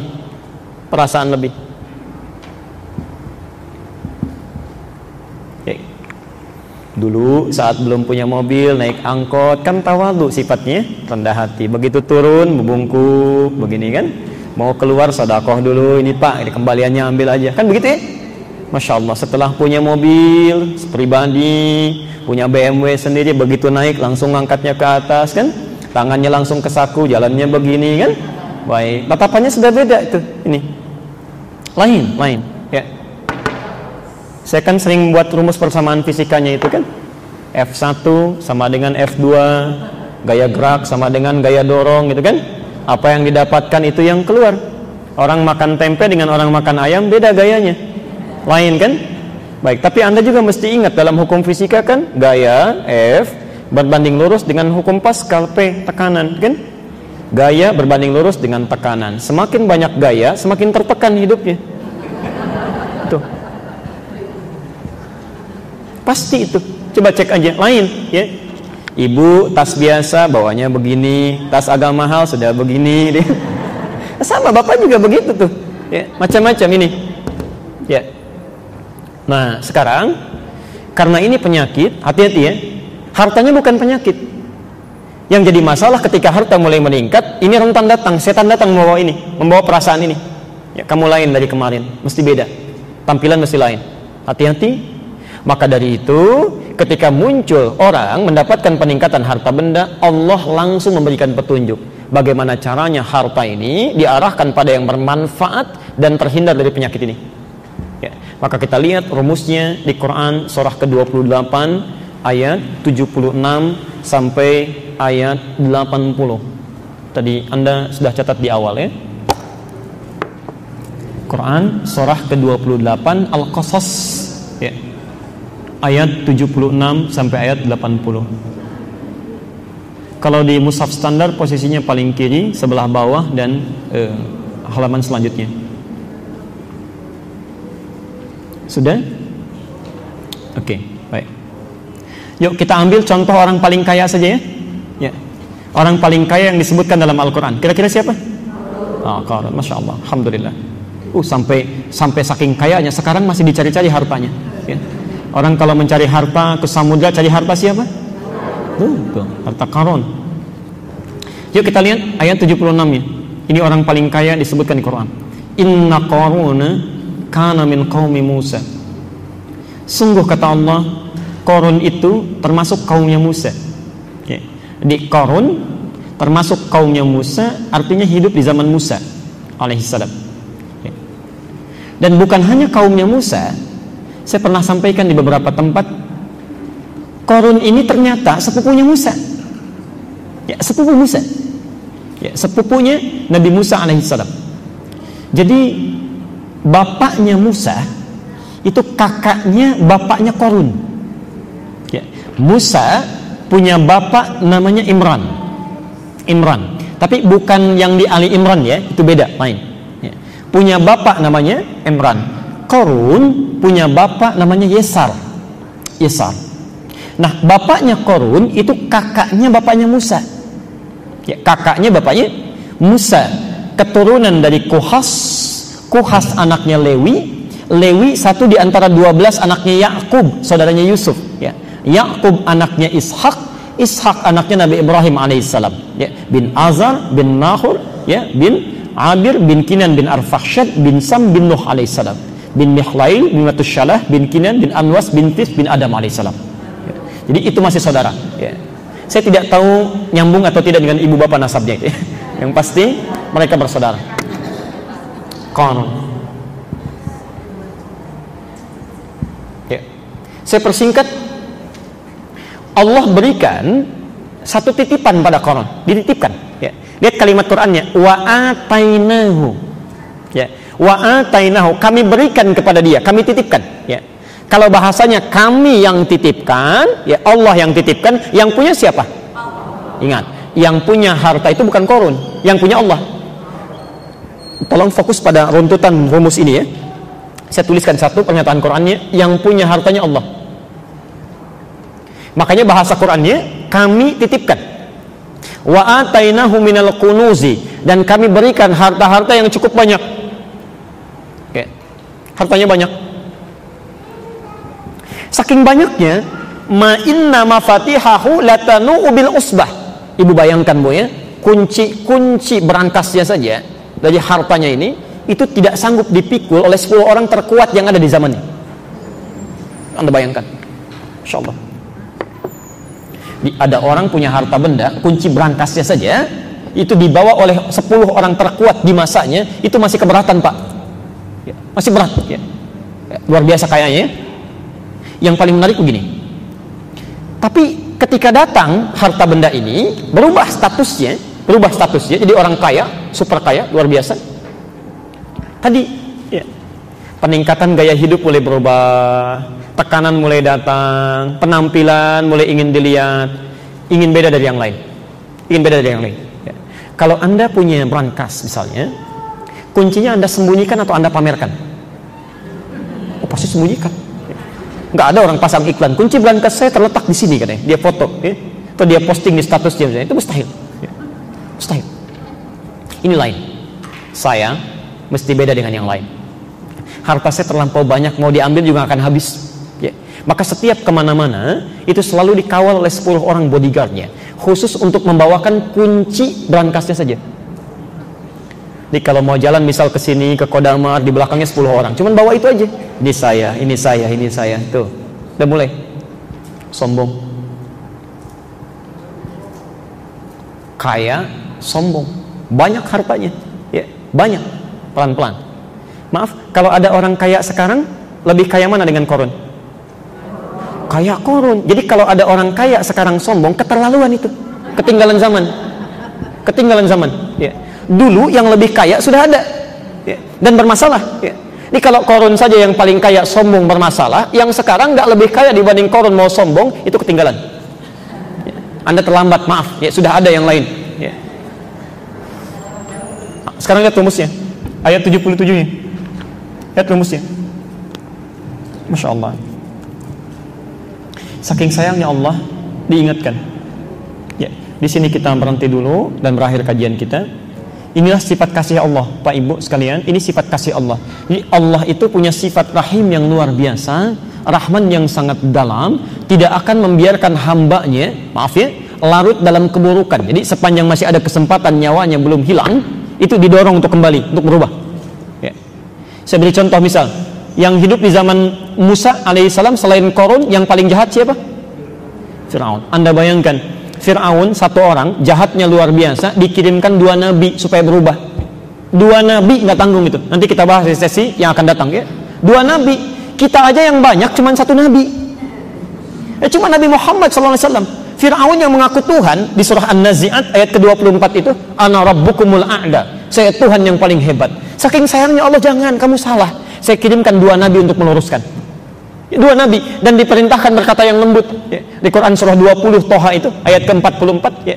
Faqula lahu qawlan layyina, tolong anda berdua datang pada Fir'aun dan berkatalah dengan lemah lembut ya, sampaikan dengan penuh kasih sayang ya. La'allahu yatadzakkar aw yakhsha, barangkali dengan kelembutan itu dia bisa ingat ya. Dia bisa takut ya. Termasuk Qarun, saking sayangnya Allah diingatkan dalam lisan kaumnya. Perhatikan kalimatnya, ini inti bahasan kita. Wabtaghi fima atakallahu daral akhirah wala tansa nasibaka minad dunya. Kalau anda insyaallah dengan izin Allah mengalami peningkatan harta benda misal, maka rumus Qur'annya ini langsung kata Allah ya, wabtaghi fima atakallahu ad-dar al-akhirah. Ini poinnya.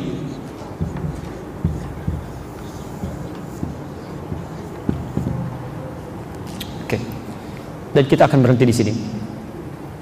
Wabtaghi, perhatikan, ibtagha itu dari kata ghayah asalnya. Ya. Ghayatun artinya tujuan. Ghayatun artinya tujuan. Tujuan. Misal, anda umrah atau haji ya, datang ke Saudi. Orang sana berkata, ishtibgha. Apa tujuannya ke sini? Mau ibadah, mau jalan-jalan, mau belanja, atau mau apa? Itu ishtibgha. Kalau berupa perintah dari kata ghaya, maka berubah dari ibtagha menjadi ibtaghi ya.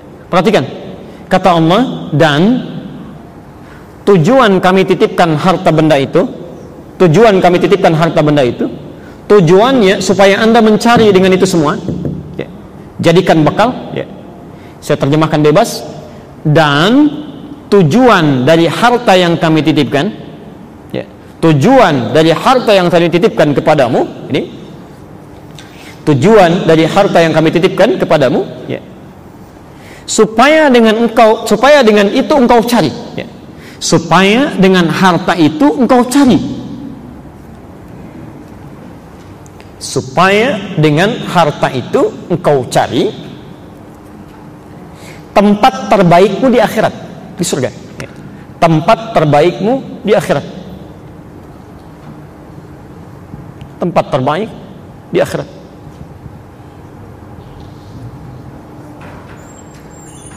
Ya. Oke. Jadi maksud Quran itu begini. Kata Allah, yang punya harta itu bukan kamu, saya.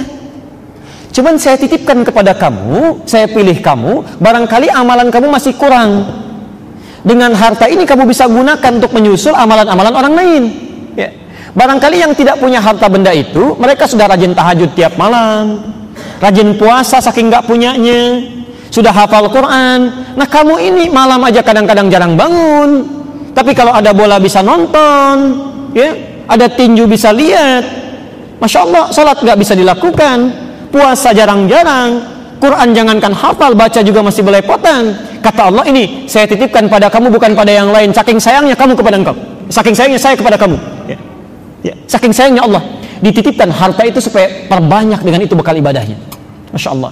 Dia bisa sedekah, dia bisa infak, dia gunakan pada yang lain. Itu tujuannya. Jadi bukan untuk sombong ya. Bukan untuk pamer, itu salah ya. Di saat Allah titipkan kepada anda kendaraan misalnya, barangkali yang nggak punya kendaraan itu sudah siap biasa jalan dengan kakinya, Bu, Pak ya. Ada orang ini masjidnya, rumahnya 500 meter, nggak punya kendaraan karena memang kakinya biasa jalan, masih ke masjid juga. Ada orang tinggalnya cuma 100 meter dari masjid, di sampingnya, saking sayangnya Allah, barangkali kalau kamu tidak bisa jalan dengan kakinya, ini saya berikan sepedanya. Ini saya berikan motornya. Belum cukup karena takut alasan hujan juga, ini mobilnya. Dari mobil yang biasa sampai mobil yang paling mewah. Belum ke masjid juga. Dengan cara apa lagi? Ya, dengan cara apa lagi difasilitasi? Ya. Ada orang misalnya, mohon maaf gitu kan, orang lain biasa puasa, saking nggak punyanya puasa. Saya pernah ditanya beberapa Ramadan yang lalu, Ustaz, apa hukumnya kalau ada seseorang puasa terus dia sampai subuh nggak buka? Apa hukumnya, Pak? Orang puasa, Bu, dia maghrib nggak buka sampai subuh tuh, apa hukumnya? Haram. Hukumnya, kata saya saat itu, wajib bagi saya memberikan dia makanan. Karena ternyata bukan dia nggak mau makan, nggak punya makanan. Saking nggak punyanya, dia cuma nelan ludah sampai subuhnya. Tapi orang ini saking menjaga harkat martabatnya, tidak mau meminta-minta, ya, dia bertanya dengan sangat elegannya, apa hukumnya orang tidak berbuka sampai subuh? Saya bilang, hukumnya saya memberikan makanan pada Anda, wajib bagi saya memberi Anda makan. Ya, saking nggak punyanya, ya. Kadang-kadang kita mesti menggunakan pendekatan dakwah dibandingkan dengan pendekatan fikih. Ya. Coba, Bapak, apa hukumnya seorang laki-laki tetangga masjid nggak mau ke masjid? Apa hukumnya? Haram, dosa dan sebagainya. Hukumnya ajak dia ke masjid. Ajak. Ya. Ya, tidak harus selalu haram kita kedepankan. Ajak dulu ke masjid. Barangkali dititipkan jadi tetangga Anda karena cuma Anda yang bisa mengajaknya. Anda yang membawanya. Tidak Allah titipkan pada yang lain karena cuma kita yang bisa mendoakannya. Ya. Jadi jangan mencelanya.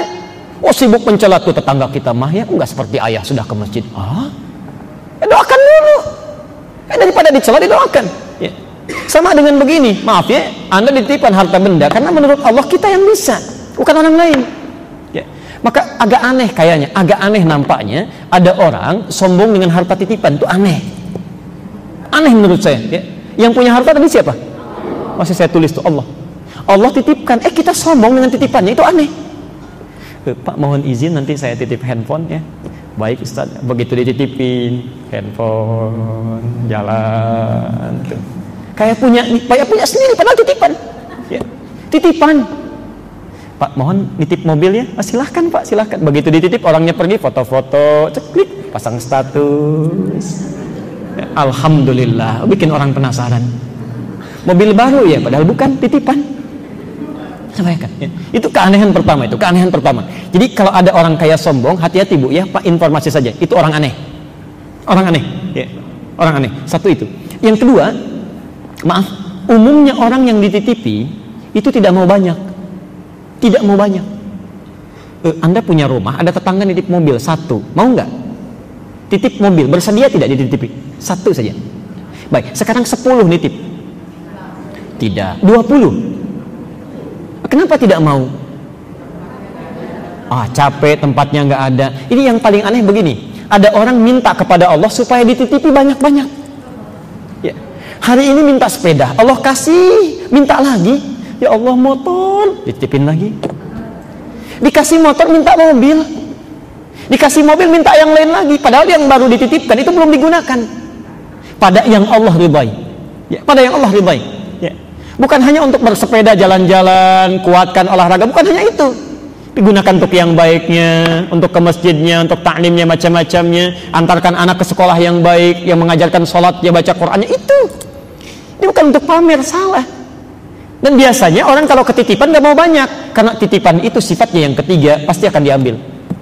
Akan diambil. Ya. Hati-hati, orang terlalu banyak dititipi, maaf, ketika diambil tidak siap dengan pengambilan itu. Tidak siap. Ya. Bank juga ketitipan banyak dari nasabah, ketika diambil semuanya oleh nasabah bisa kolaps itu bank ya. Ya, bisa bingung ya. Sama ketika Anda dapat titipan terlalu banyak, tidak digunakan dengan baik, tidak tahu rumusnya, maaf, terlalu bangga dengan itu, besok saat ditanya oleh Allah diambil kembali, sulit kita menjawabnya. Ya, sulit. Saya kemarin dari Auckland ke New Zealand saja, itu Masya Allah di bandaranya beda itu screeningnya. Ya, Bapak Ibu mungkin pernah ke sana juga ya. Ada banyak hal yang tidak berlaku di sini, di sana berlaku. Ada banyak hal yang berlaku di sini, di sana tidak berlaku. Sebaliknya, ya. Dibatasi, Masya Allah. Makanan nggak boleh masuk, sepatu kotor nggak boleh masuk, harus bersih dulu. Kalau hukum dunia saja punya screeningnya khusus, apalagi hukum akhirat. Ini yang nggak boleh masuk, ini harus keluar. Ini yang bisa diterima, ini yang tidak. Maka dari sekian mobil yang ada itu, sekian motor yang dititipkan, berapa yang sudah bisa mendapatkan persetujuan Allah, berapa yang belum mendapatkan ridhonya Allah Subhanahu wa taala. Karena itu saya akhiri, maaf, bila Anda diberikan titipan oleh Allah Subhanahu wa taala dengan penambahan seperti tadi, maka hakikatnya itu titipan Allah supaya digunakan untuk memperbanyak ibadah, ya.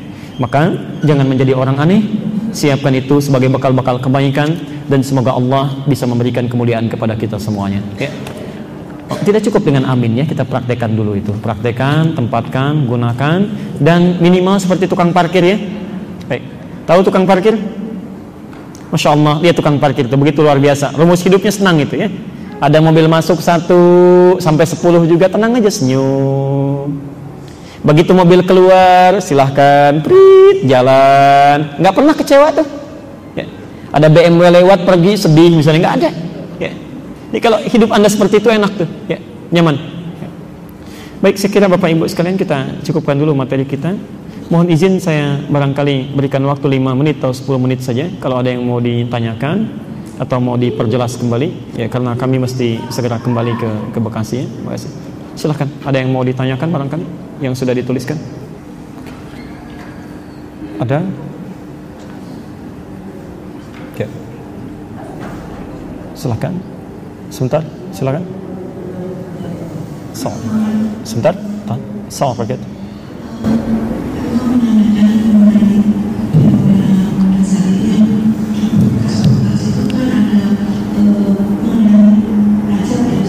Baik.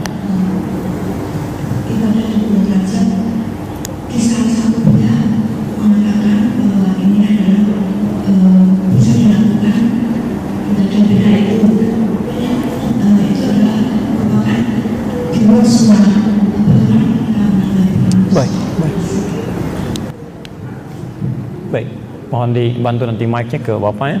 Tentang pertanyaan tentang bulan Rajab, ibadah-ibadah di bulan Rajab, ya. Banyak hadis terkait dengan Rajab, Ibu. Banyak hadis terkait dengan Rajab. Ada 1 yang sahih, 2 yang dhaif, 2 yang dhaif, selebihnya palsu. Selebihnya palsu, ya. Baik. Saya mulai dengan yang dhaif dulu, ya. Saya mulai dengan yang dhaif. Ibadah-ibadah apa saja yang bisa dilakukan di bulan Rajab? Khususnya mungkin nanti pertanyaan Ibu terkait spesifik dengan puasa, ya. Baik, salah satunya. Mari kita lihat. Ibu mau catat dalilnya? Boleh? Di Musnad Ahmad.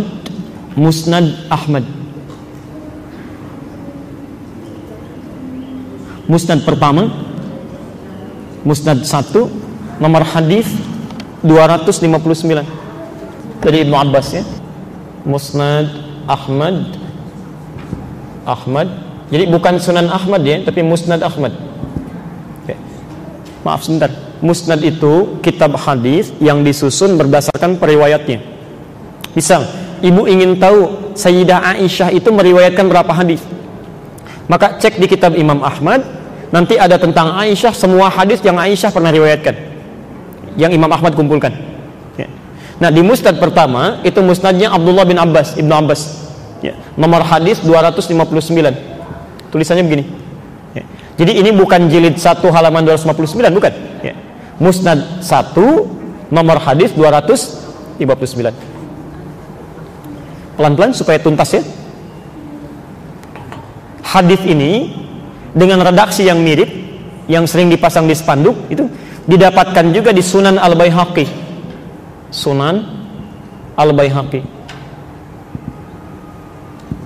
Kitabnya Syu'abul Iman. Nomor hadis 3524. Pelan-pelan. Saya bacakan hadisnya, kita bacakan. Pernah dengar hadis ini? Allahumma barik lana fi Rajab wa Sya'ban wa barik lana fi Ramadan. Itu redaksi pertama, ya. Wa barik lana fi Ramadan. Itu ada di Musnad Ahmad, Musnad 1, nomor hadis 259. Ya Allah, mohon berkahi kami di bulan Rajab ini dan di bulan Sya'ban nanti, dan mohon berkahi kami pula di bulan Ramadan. Versi kedua adalah doa Allahumma, mirip dengan yang pertama, barik lana fi Rajab wa Sya'ban wa ballighna Ramadan. Pernah dengar doa ini? Ya Allah, mohon berkahi kami di bulan Rajab dan bulan Sya'ban, dan mohon sampaikan kami ke bulan Ramadan. Jadi amalan pertama yang sering populer di masyarakat ada di bulan Rajab adalah doa yang dipanjatkan supaya diberkahi di bulan Rajab, Sya'ban, dan sampai ke Ramadan. Jelas sampai sini? Nah, bagaimana status hadisnya? Status hadisnya dhaif. Pelan-pelan, belum selesai. Apa urutan dhaifnya? Karena tidak semua hadis dhaif itu ditolak, tidak semua. Ya. Jangan ibu bapak katakan kalau dhaif gak bisa diamalkan, belum tentu. Ya, hadis dhaif yang tidak boleh menjadi dalil itu, menjadi dalil landasan hukum, itu ada 3 jenis. 3 jenis, ini disepakati oleh ulama hadis. Satu, hadis munkar.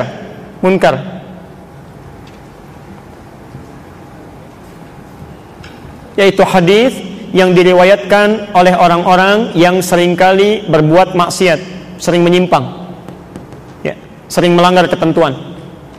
Misal ada orang menyampaikan hadis tapi suka mabuk, itu hadisnya diingkari, gak boleh diambil, walaupun belum tentu kalimatnya salah. Ya. Apa alasannya? Supaya nanti tidak ada fitnah pada agama. Tidak ada fitnah pada agama. Jadi kalau nanti ada orang-orang misalnya mengatakan pantas orang Islam perilakunya buruk, yang meriwayatkan hadisnya orang mabuk kok. Ya. Contoh begini, Anda mau ke Masjid Nurul Bahri, di jalan ada orang mabuk lewat. Ada Pak, mau ngaji nggak usah, ustadznya nggak datang hari ini. Percaya nggak? Padahal dia belum tentu salah itu. Ya mungkin dia kesini lewat, lihat pengumuman, dia dengar, dia sampaikan. Ya, niat dia baik, cuman dia berada dalam keadaan yang tidak baik. Anda bisa tolak. Apalagi masalah hadis, ya. Apalagi masalah agama. Ya. Di agama tidak boleh diriwayatkan oleh orang-orang yang lemah. Ya. 2, matruk namanya. Matruk. Ya. Matruk itu hadis yang diriwayatkan oleh orang yang seringkali tertuduh sering berdusta, ya, sering bohong. Pernah dengar hadis ini? Awal Ramadan rahmah, wa awsatuhu maghfirah, wa akhiruhu itqu minan nar. Awal Ramadan itu rahmat, pertengahannya adalah maghfirah, ujungnya itqu minan nar. Pernah dengar? Nah itu hadisnya hadis matruk. Hadis matruk. Jadi nggak bisa dipakai dalil. Nanti biasanya tiap tahun suka diulang-ulang itu. Ya, itu hadis matruk. Nggak bisa dipakai dalil. Pelan-pelan. Yang ketiga, hadisnya hadis maudhu namanya, hadis palsu. Hadis maudhu, palsu. Maudhu, palsu. Nah ini banyak di bulan Rajab ini. Banyak sekali. Pelan-pelan. Kalau maudhu, palsu, memang orang ini sengaja bikin hadis palsu. Memalsukan hadis, ya. Sengaja, ya. Nanti ibu akan dengar misalnya bapak pernah dengar hadis ini? Orang yang bahagia dengan kedatangan bulan Ramadan, maka diharamkan bagi neraka untuk menyentuh kulitnya. Pernah dengar? Itu hadis palsu. Gampang ciri hadis palsu itu, ya. Salah satunya kalau bertentangan dengan akal sehat, itu pasti palsu itu. Ya, nggak ada dalil yang menguatkan. Kalau kita bahagia saja, dibebaskan dari neraka, untuk apa puasa Ramadan? Bahagia aja. Alhamdulillah saya bahagia dengan kedatangan Ramadan. Nggak usah puasa. Itu sudah tidak disentuh oleh neraka. Ya. Ini dikenal dengan 3M. Nah, hadis yang tadi, doa yang dibacakan saat di Rajab itu, Allahumma barik lana fi Rajab wa Sya'ban wa balighna Ramadan, itu statusnya hadis dhaif, dhaifnya mungkar. Yang ini. Karena di dalam periwayatnya ada seorang bernama Ziyad An-Numairi. Ziyad An-Numairi. Ziyad An-Numairi ini dipersoalkan oleh para ulama, disebut munkarul hadis, orang yang hadis-hadisnya diingkari, ya. Pelan-pelan. Hanya cara memahaminya adalah jangan salah paham. Cara memahaminya yang salah adalah memahami ini sebagai hadis. Ini doa ini bukan dari Nabi, diragukan dari Nabi, ya. Doanya bagus, betul, cuman salahnya dipahami sebagai hadis, ya. Kalau bapak ibu ingin berdoa dengan bahasa kita pun tidak dilarang. Boleh nggak saya berdoa begini misal, Duhai Allah, makin banyak nih rasanya dosa hamba, ya. Mohon berkahi kehidupan hamba ya Allah di bulan Rajab ini. Berikan kesempatan untuk berubah, sampaikan hamba ke bulan Ramadan supaya bisa bertobat dengan baik. Boleh nggak? Boleh. Cuma di akhir mungkin dikatakan begini, ini hadis dari Nabi. Itu yang salah. Jadi kalau Anda ingin berdoa pun mengambil maknanya sah-sah saja. Yang salah memahami itu sebagai hadis. Jelas ya? Baik. Jadi kalau ada yang pasang spanduk menyampaikan dengan hadis Nabi, itu yang bermasalah. Ya, itu yang bermasalah. Jelas ya? Baik. Yang kedua tentang puasa. Pernah dengar pernyataan ini? Siapa yang puasa 1 hari di bulan Rajab dapat pahala sekian, 2 hari sekian, 7 hari dibukakan 7 pintu surga, 8 hari dibebaskan dari 8 pintu neraka. Pernah dengar? Itu hadis nomor 3, maudhu', palsu ya. Saking palsunya di kitab hadis palsu aja nggak ada. Itu hadis palsu itu. Palsu ya. Segi kepalsuannya bukan hanya bertentangan dengan dalil, dengan akal sehat aja nggak masuk ya. Nggak masuk itu. Coba maaf ya, kalau Anda sudah tahu 7 hari puasa saja di bulan Rajab bisa dibukakan 7 pintu surga, untuk apa puasa Ramadan? Ya. Dan 8 hari dibebaskan dari 8 pintu neraka. Orang ini hebat sekali, tahu dia surga punya 7 pintu, 8 punya 8 pintu, neraka punya 8 pintu. Ya. Nabi aja tidak pernah memberikan keterangan itu. Ya, ada sesuatu yang salah di sini, ada sesuatu yang keliru. Baik. Anjuran puasa di bulan-bulan Al-Haram itu ada. Dikata Nabi, puasa yang paling dicintai oleh Allah setelah puasa Ramadan itu, selain puasa Daud, itu puasa di bulan-bulan Al-Haram. Dan semua, hampir seluruh ulama memberikan fatwa demikian ya. Nah, bulan-bulan Al-Haram itu ada 4 tadi Bu, di awal bahasan kita ya. Jadi kalau ibu ingin puasa, misalnya tingkatkan puasa di bulan-bulan ini, boleh ya. Tapi yang tidak disukai ulama atau bahkan tidak diperkenankan, mengkhususkan di bulan tertentu, menolak yang lainnya. Jadi kalau ingin puasa di bulan-bulan itu boleh ya. Rajab ibu puasa silahkan ya. Kemudian Dzulqa'dah puasa boleh, Dzulhijjah puasa boleh, bahkan 10 pertamanya besar pahalanya ya. Kemudian Al-Muharram puasa boleh. Nah, rumusnya kalau bisa khusus di bulan Rajab ibu tingkatkan puasa, khususnya yang sunnah-sunnah itu, yang Senin, Kamis ya. Di belum puasa Senin ya. Sudah puasa Senin tambah Kamis, Senin Kamis tambah Ayyamil Bidh ya. Kalau ingin tingkatkan lagi boleh puasa Daud, boleh ya. Hari ini Senin puasa, Selasa besok tidak ya. Rabu puasa, Kamis tidak. Puasa apa namanya? Daud ya. Salat Daud tidak ada ya. Subuh salat, duhur tidak ya. Asar salat, maghrib tidak. Itu ngarang ya. Nanti supaya tubuh kita terbiasa sebelum datang Ramadan. Nanti kalau ingin lebih banyak lagi puasanya bulan Sya'ban, itu boleh ya. Nanti saat Sya'ban saya terangkan. Kata Aisyah radhiyallahu anha, Nabi itu tidak pernah memperbanyak puasa sunnah kecuali di bulan Sya'ban. Ibu boleh tiap hari puasa itu ya, boleh ya. Sampai sehari 2 hari menjelang Ramadan ibu berhenti. Boleh ya. Jelas ya? Maaf, ini barangkali yang terakhir saya jawab ya, yang belum saya bacakan, yang sudah ada di sini. Mohon izin kalau tidak sempat saya bacakan, karena waktu saya sangat terbatas, saya harus segera kembali ya. Mohon maaf saya tinggalkan istri saya dalam keadaan sakit, saya mohon izin, dan beliau mengizinkan saya mengajar ya.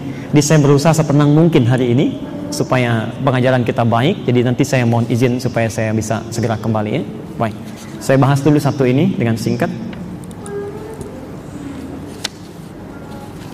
Ini yang pertama masuk, jadi saya bacakan ini dulu ya, panjang sekali. Waalaikumsalam warahmatullahi wabarakatuh. Ustaz, nasihat apa yang bisa Ustaz sampaikan untuk motivasi dengan dalil terkait keutamaan ketika seorang anak laki-laki sudah balik berusaha keras untuk tetap berbakti pada orang tua, yang kasar ucapannya dan agak jauh dari tuntunan agama, dengan keadaan anak laki-laki memiliki kekurangan yang berpengaruh terhadap baktinya pada orang tua. Baik. Yang kedua yang sudah dijawab ya, tentang puasa Daud. Baik. Quran surah ke 31 untuk pertanyaan ini, dalil ini. Quran surah 31 ayat 15. Kemudian Quran surah ke 46 Al-Ahqaf ya, ayatnya sama, ayat 15 ya. Kemudian cara berbaktinya, Quran surah ke 16 An-Nahl ayat 125. Ayat 125. Hadisnya saya tidak akan tanggung, saya berikan satu kitab ya. Cari kitab namanya Al-Adabul Mufrad ya. Adabul Mufrad karya Imam Al-Bukhari. Itu dari hadis pertama sampai dengan hadis 44 ya, sampai 47 bahkan itu hadis tentang bakti anak kepada orang tua. Al-Adabul Mufrad. Ya. Nanti kalau sulit pertemuan berikutnya saya coba nanti datangkan kitabnya. Pertama lihat teorinya. Kata Quran tentang anak kepada kedua orang tua ya, tentang anak kepada kedua orang tua. Wa in jahadaka, Quran surah 31 ayat 15. Wa in jahadaka ala an tusyrika bima laysa laka bihi ilmun fala tuti'huma. Ya. Bahkan kalaupun orang tuanya non muslim, anaknya muslim. Jadi ada anak masuk Islam, orang tuanya belum. Ya. Kata Allah, kalau orang tuanya memaksa mengajak untuk berbuat perilaku musyrik, maka tolak dengan lembut, jangan taati. Tapi ayatnya tidak berhenti di situ. Wasahibuhuma fid dunya ma'rufa. Tapi dalam urusan dunia tampilkan bakti terbaikmu. Berikan senyum terbaik, berikan hadiah terbaik, berikan bakti tolong terbaik, doakan supaya mendapat hidayah. Masya Allah ya. Anda bayangkan orang tua non muslim saja itu masih diminta oleh Quran untuk diberikan baktinya. Maka bagaimana dengan orang tua yang muslim, anaknya muslim, maka lebih harus berbakti kepadanya. Ini bagian pertama ya. Jelas sampai sini? Pelan-pelan ya. Satu, bagaimana cara berbaktinya? Pelan-pelan. Sebelum kepada cara, Quran tunjukkan logikanya. Kenapa anak mesti berbakti pada orang tua? Ya. Quran surah ke-46 ayat ke-15. Saya pada puncaknya saja. Pada puncaknya. Ya. Bukan hanya pernyataan yang telah mengandungnya, merawatnya, macam-macamnya. Lihat kalimatnya. Bahkan jika anaknya telah sampai pada usia 40 tahun, 40 sanah. Ya. Kata Allah, dia mesti banyak berdoa kepada Allah. Lihat doanya, kita hafal ini. Rabbi auzi'ni an ashkura ni'mataka allati an'amta alayya wa ala. Yang paling menarik, kalimat bersyukur ini disertai dengan kalimat orang tua di situ. Ya Allah, mohon bimbing hamba untuk bisa mensyukuri nikmat-nikmat-Mu yang Kau berikan pada hamba saat ini dan kepada orang tua hamba. Disertakan kalimat di situ orang tua hamba. Padahal bisa Allah tidak menyertakan orang tua di situ. Dan kalimat ini muncul setelah menguraikan bagaimana orang tua beratnya melahirkan, ibu berat melahirkan, bapak berat merawat dan sebagainya. Ketika Anda sampai usia 40 tahun, maaf, lantas Anda mendapati kesuksesan dalam hidup. Kalau dalam kalimat bebas begini kalimatnya. Hei, kamu yang sudah berusia lebih 40 tahun, sudah sukses hidupnya, sudah hebat keadaannya, ingat betul, barangkali yang menyebabkan engkau sukses sekarang itu bukan karena engkau. Ya. Barangkali bukan karena kerja kerasmu. Kamu cuma 30% saja. Barangkali yang menyebabkan engkau mendapatkan hasil luar biasa, Allah turunkan nikmat yang banyak, itu, maaf, ibumu yang sering bangun di keheningan malam. Ya. Nangis saat keadaannya begitu terbatas itu. Ya Allah, hamba boleh tidur di hamparan yang sangat sederhana ini, di ubin ini ya Allah, beralaskan tanah, tapi mohon anak hamba supaya mendapat kenikmatan nanti. Tolong bedakan ya Allah dengan kami.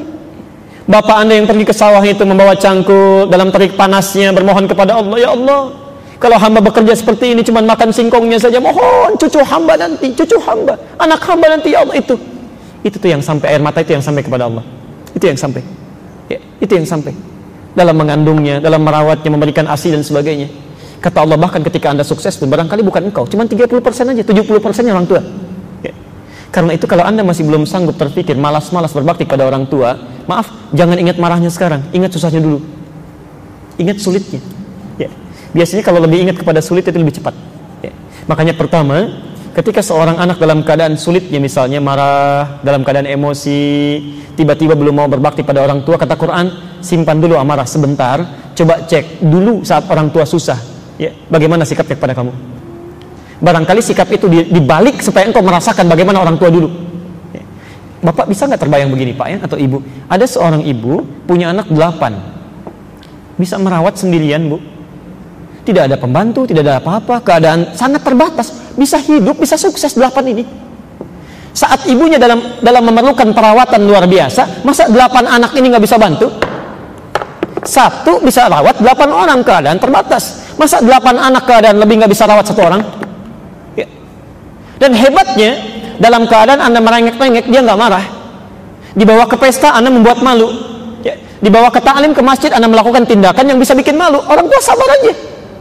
Dalam keadaan sakitnya ya, nyawanya barangkali sangat terancam, orang tuanya bisa berkata, ya Allah, kalau perlu saya aja yang diambil, mohon ya Allah jangan anak saya, mohon, kalau boleh tukar ya Allah, boleh tukar ya Allah Ada orang tua usia 89 tahun, anaknya 40 tahun sudah sukses, dibawa ke rumah sakit, Masya Allah, dalam keadaan sekaratnya. Bisa nggak begitu? Ada nggak yang bisa berkata, ya Allah, jangan orang tua saya, jangan ayah saya, ya Allah, kalau bisa saya aja. Rasanya agak kurang ya. Yang sering terjadi, ya Allah, jika memang itu yang terbaik, hamba ikhlas. Allahu Akbar. Maka dari itu, yang perlu saya jawab bukan bagaimana cara berbaktinya dulu. Kalau ada keadaan kita sedang tidak nyaman, tidak enak, ingat dulu susahnya.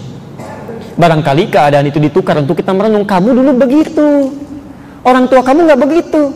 Masa sekarang ketika orang tua dihadirkan sekuku sedikit aja sikap seperti kamu dulu, kamu marah? Ya, di mana pikiran kamu? Bahasanya gitulah kalau Quran ya. Ya, kamu dulu begitu, orang tua kamu nggak marah.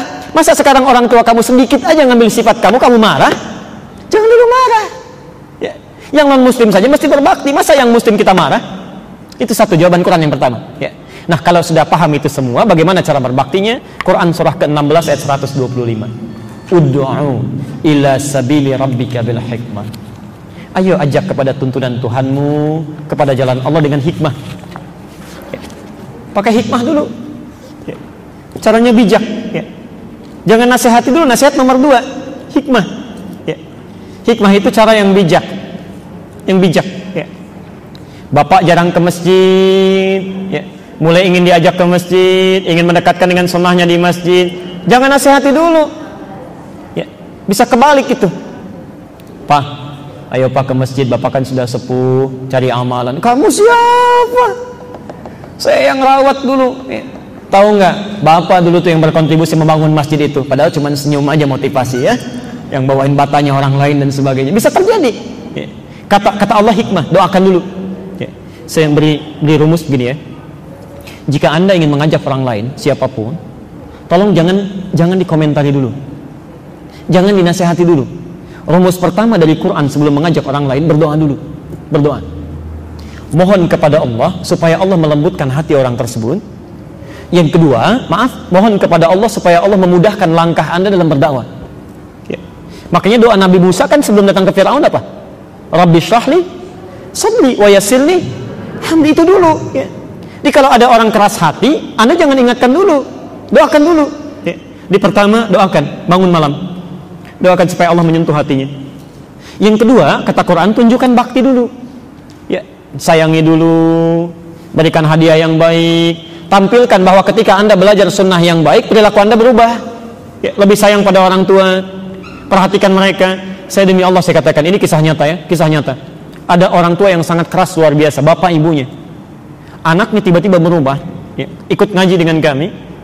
Sampai saat ikut ngaji berubah bu, pak, ya, perilakunya lain. Tiba-tiba bapaknya marah. Siapa yang merubah kamu seperti ini? Kalau tidak bisa diatasi, saya yang turun tangan. Masya Allah.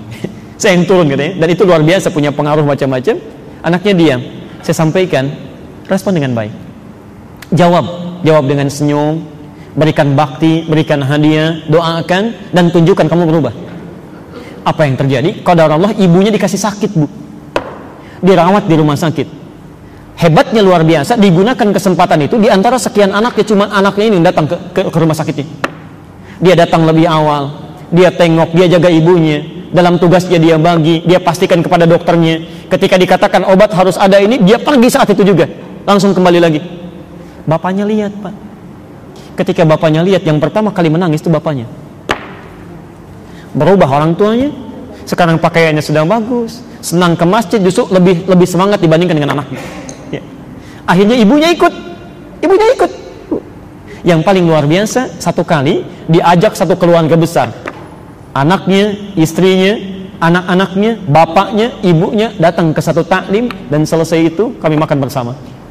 Di situ kemudian bapaknya mulai berkata, ibunya berkata, Ustaz terima kasih, mohon maaf begini macam-macam. Ada keindahan di situ. Ya, ada keindahan. Ya. Saya kira tidak ada peran dari saya pribadi atau yang lain, tidak. Semuanya Allah yang menentukan. Tapi jika Anda berusaha dengan sebaik-baiknya, ikuti hukum Allah, ya, berbuat baik, lakukan dengan lembut, doakan, dan semoga Allah Subhanahu wa taala memberikan solusi yang terbaik. Ya. Saya kira itu yang bisa saya sampaikan. Mohon maaf kalau belum bisa membacakan semuanya, tapi saya simpan ini ya, supaya pertemuan berikutnya saya bisa sampaikan kembali. Silahkan didiskusikan untuk bulan depan, karena bulan depan itu saya maaf sekali ya, itu pertemuan terakhir kita. Jadi saya bisa mengisi yang terakhir kali bulan depan untuk di sini ya. Sebelum bulan Ramadan ya, sebelum bulan Ramadan. Jadi Ramadan nanti ketemu lagi, maksudnya sebelum Ramadan itu yang terakhir. Nah, tawaran kami, apa ingin dilanjutkan ini pada sebab yang kedua atau ingin membahas tentang seputar persiapan Ramadan, puasa. Ya, kalau ingin membahas ini silahkan dibagikan, saya sudah berikan. Kalau ingin tentang puasa, nanti saya buatkan resume khusus ya, PowerPoint-nya, dan saya kopikan nanti beberapa bukunya. Nanti maksudnya sebelum puasa Anda sudah dapat ilmunya dan bisa menjalani puasa, tinggal ibadahnya saja ya. Silahkan diskusikan, nanti saya dapatkan infonya dan kami teruskan kembali waktunya ya. Subhanakallahumma bihamdika asyhadu an la ilaha illa anta astaghfiruka wa atubu ilaik wa akhiru da'wana alhamdulillahirabbil alamin wal 'afwu minkum. Assalamualaikum warahmatullahi wabarakatuh.